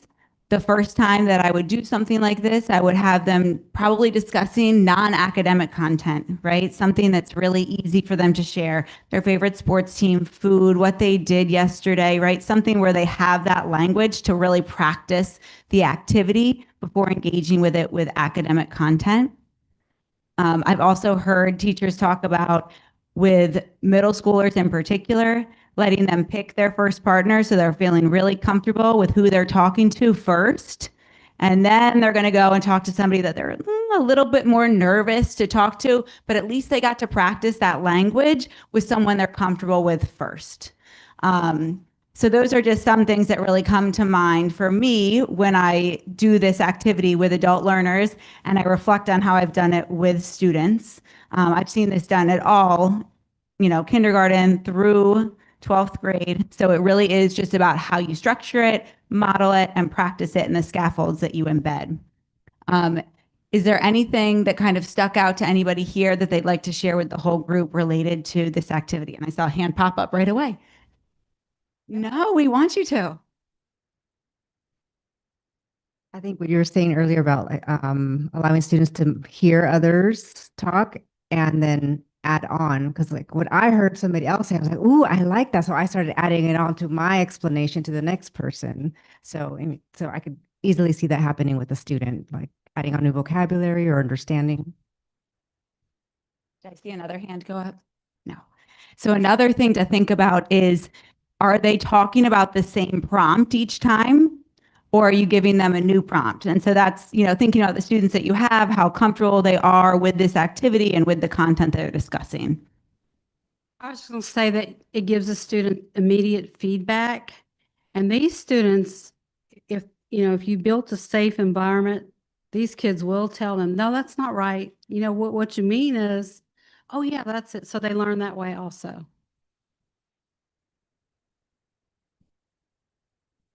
All right.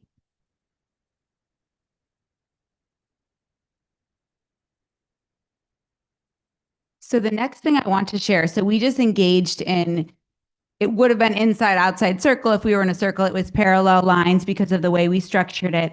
On page 11 of the handout packet, we have named the activities that we have all engaged in or modeled throughout this session. So dining partners, four corners, gallery walk, inside outside circle, and then we haven't done it yet, but we're planning on doing stand up, hand up, pair up. So I just want you to take a moment to look through. These are examples of peer learning activities. And this is just a quick individual activity. Identify one of these peer learning activities that you would like to share with educators in your context, and just take some notes on ideas for how you might share that. Would it be modeling? Would it be reading through and planning for the activity? So I'll give you just 2-3 minutes to do a little bit of individual reflection.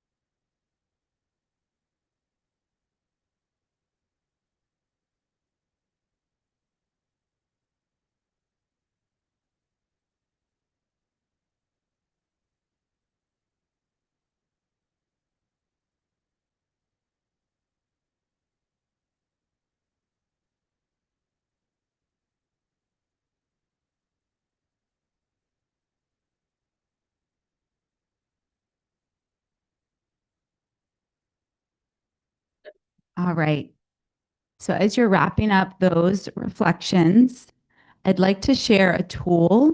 So one thing, at the beginning of this peer learning section, we reflected on the use of peer learning activities and opportunities in your context.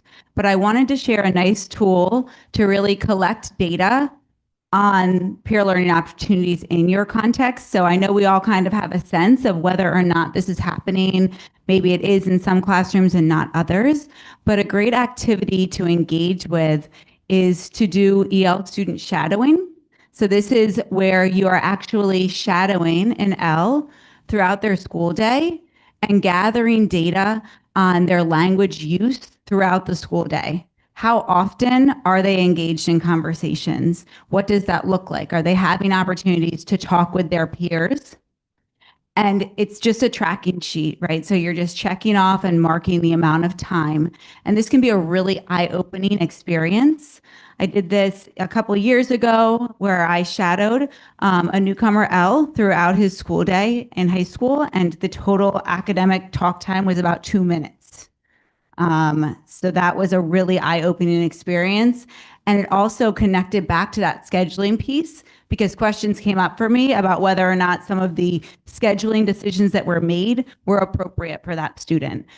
So this is a really nice tool. It's available on the Padlet to download, and feel free to take it and adapt it to use in your context to gather that data to really inform the decisions that you're making.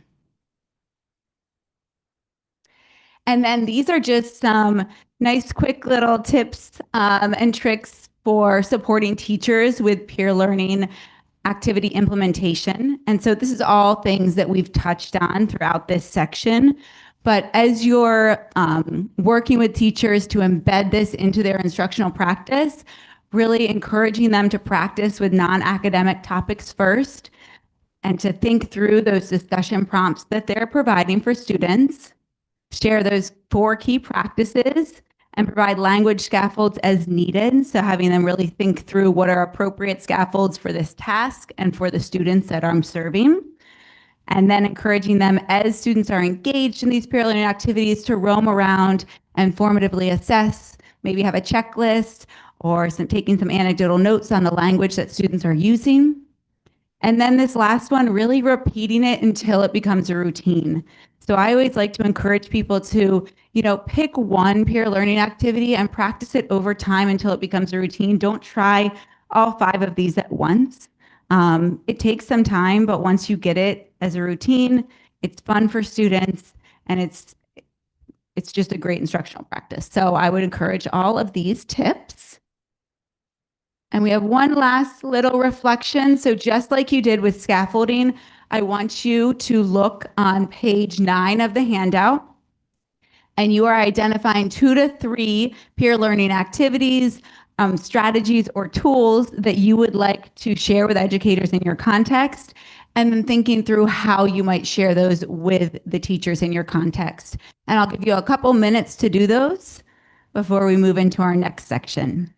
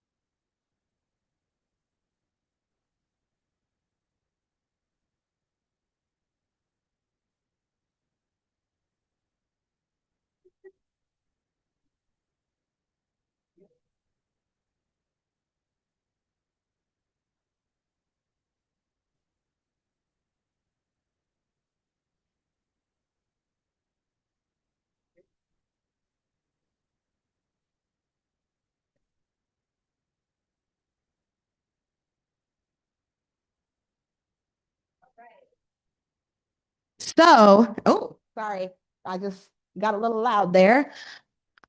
Now we're going to transition into planning time. Yay, so much fun. So we have about 30 minutes for you all to plan, whether you would like to plan on your own or together as a group. So let me walk you through some of the options of what you could spend this time on. So if you are in a position where you're going to be delivering some professional learning next year, think about if you're going to be doing something more long-term, like if you have the opportunity to do professional learning throughout an entire year, then you could do the document that's on the Padlet list. Well, actually, it's in your handout. It's in the handout, sorry. This would be on pages 12 through 14. And this looks at a long-term professional learning plan where you can plan out on a quarterly basis. Q1, what's my focus? Q2, what's my focus? So on and so forth.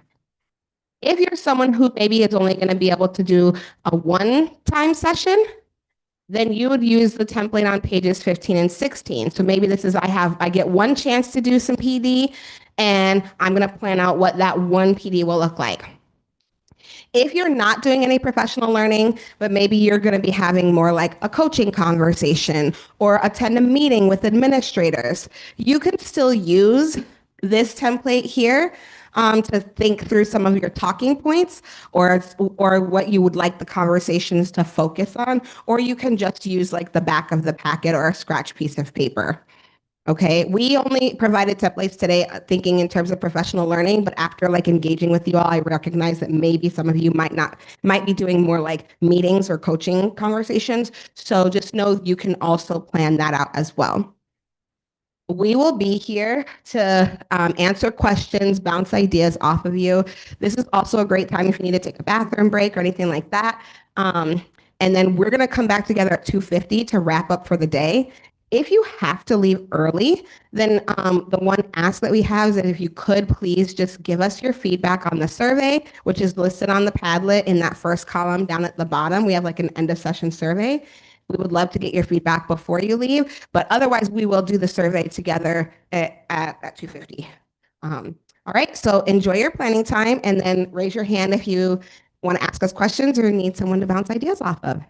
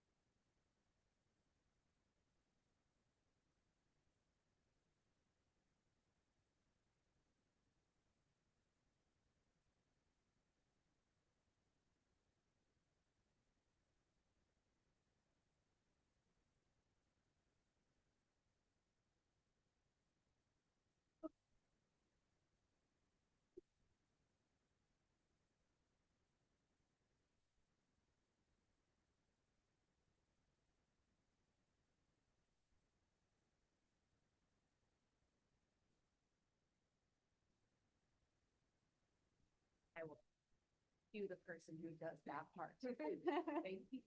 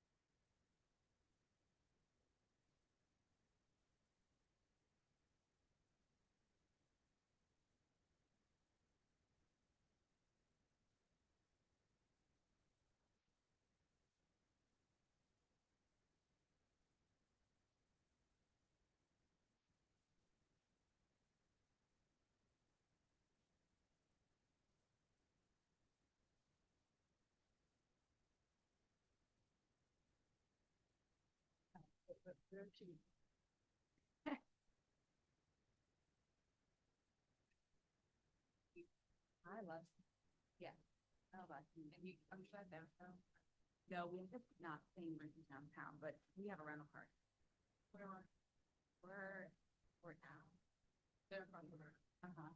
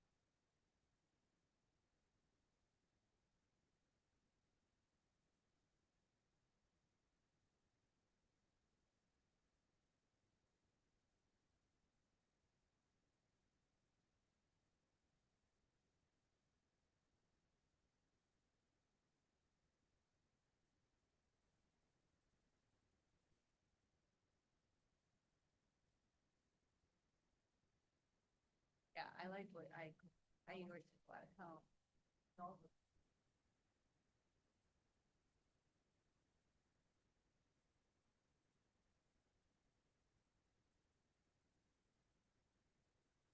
Talking about wrestling.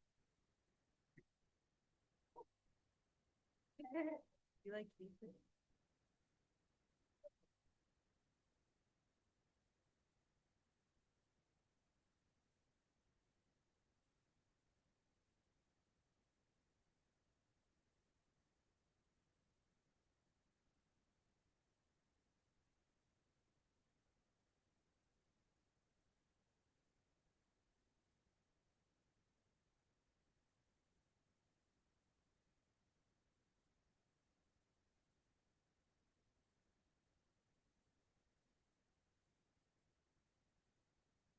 That, but actually, I think is they're not like they're something wish you do something.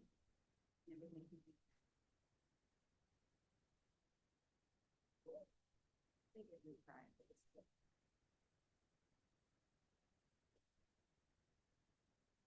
Either number or letter. You're already numbering yourself. That well, A.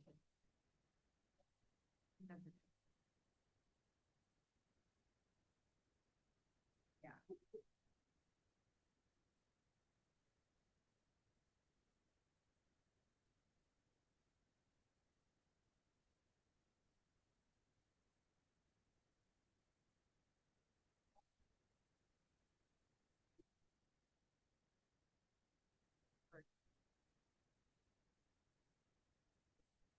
Well, yeah.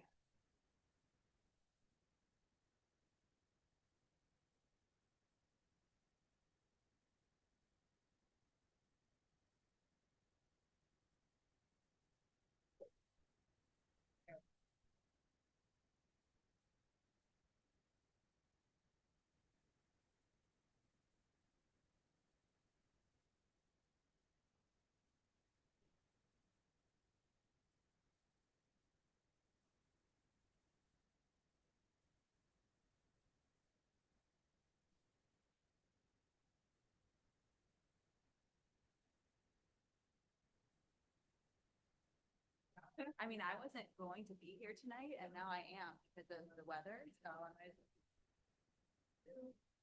yeah.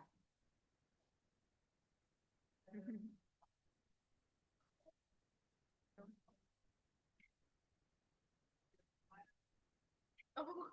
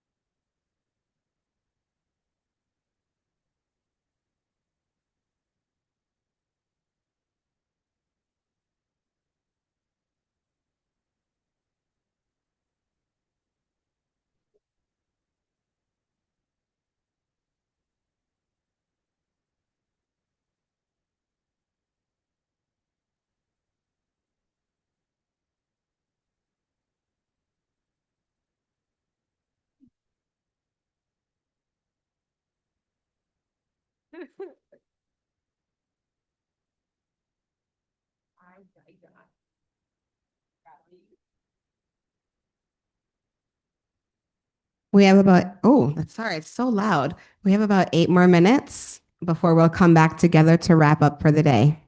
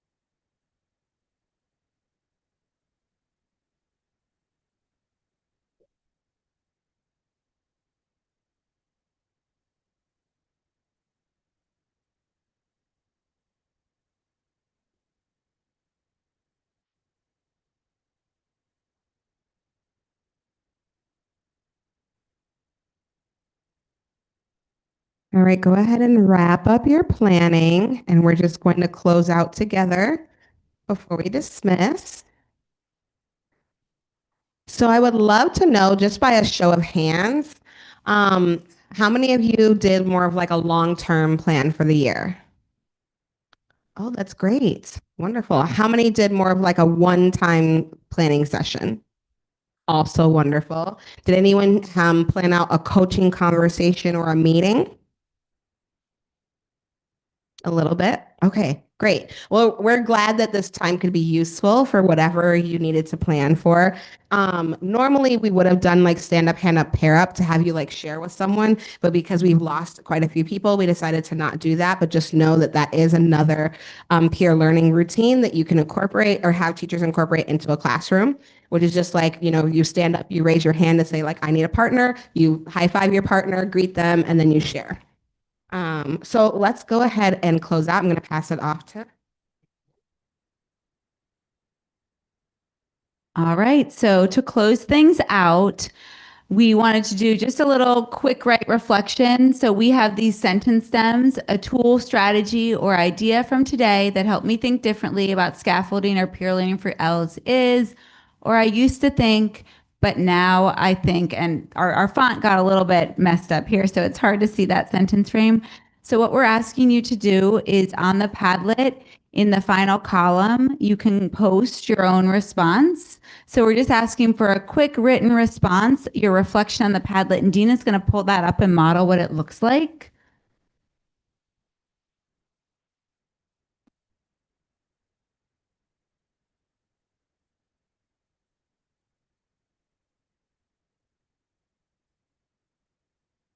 So you see that last column. Oops, says, I can see everything you're doing now, Dina. It's perfect.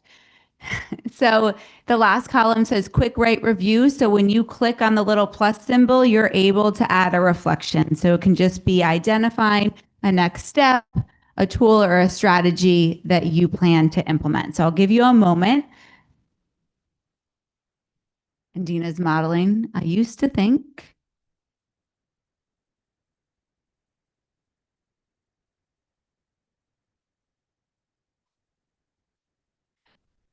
Yep.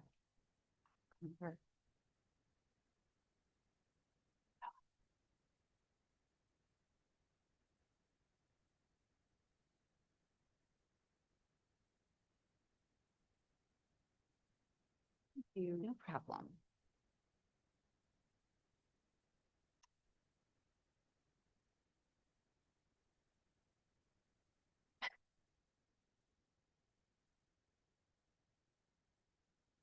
I think there's a little, oh yeah, you just put it in scaffolding.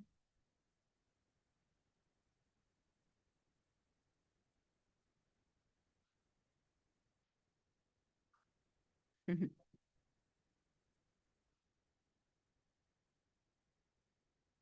You can drag it over, Dina. Oh, okay.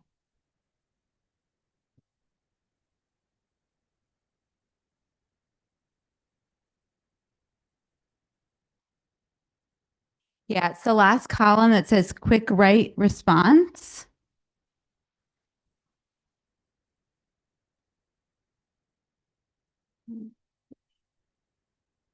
They're going through all of them. Okay, so yeah, so if you click here, then you can type something that will pop up.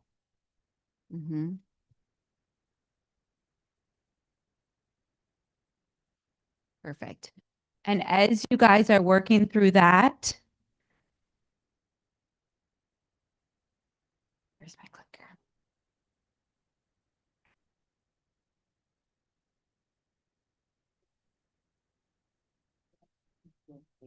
Right here.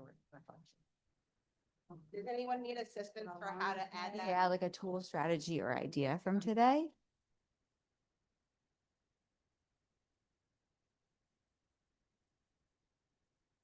I feel silly that I like to model. Okay. So as we're doing that, just like to review the objectives, our goals were first to discuss the sense of urgency for strengthening L programming in your context, to explore best practices for scheduling Ls by examining 3 case studies, selecting 3 to 4 strategies or tools to share with educators, and then to develop a plan to strengthen L scheduling and teacher capacity with L research-based practices in your context. So we know that you all created a plan over the last 30 minutes. So I think we've accomplished our 4 goals for today. And we do have a session evaluation that we're asking everyone to complete. If you want to do it right now, you can. It's also going to get emailed out to you as well. It's available on the Padlet. And it's just a brief survey to give us some feedback on what you felt about this session, what worked well for you, what could we improve upon next time. We're always trying to improve our practice, bringing this information to schools and districts. So we really appreciate any feedback you have for us. And they already have it. It already was emailed to you. Look at that. Perfect. And so as we wrap up, Dina and I are here. We're going to be cleaning up the posters. If you want to ask us questions, we're happy to answer questions and chat with you. And we just wanted to thank you so much for your time and engagement today. It's been a pleasure getting to work with all of you. Thank you so much. Let's give a hand to our ladies from Support Ed. They are all the way from Maryland, so they've taken a hike to come here in this crazy Louisiana weather. So we do appreciate them coming down and spending the day with us for our L Institute. So thank you, ladies. It's been very engaging. I was so excited to see them moving around the room, so that was great. And I know in their capacities, they don't always get the opportunity to do that. So, or a lot of them are one of one, so they don't get the opportunity to talk to others like themselves. So thank you guys. Thank you for coming today. I know that the weather was a little shaky this morning when you got here, and session is going on across at the Capitol. So I know parking was a little difficult, but thank you guys so much for braving the weather and staying with us all day. We have one more L Institute on May 13th. I believe it's a Wednesday. It will also take place in this room. We will have a couple of different sessions that day. I know in the email that you just got from me, I talked about the program evaluation toolkit that's being released. So I'm super excited about that. And I'll also share the Teacher Leader Summit sessions for L that will come out. So just go ahead and make sure you register for that session. If you have any questions, please just email me, and I look forward to seeing you guys soon. Have a good evening.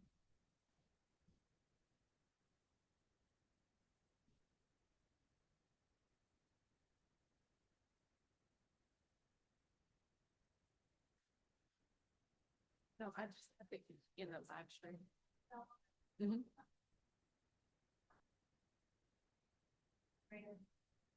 Yep, that's okay. If you put it in your folder, I can just look at it from there. That way you don't have to email it to me. Good.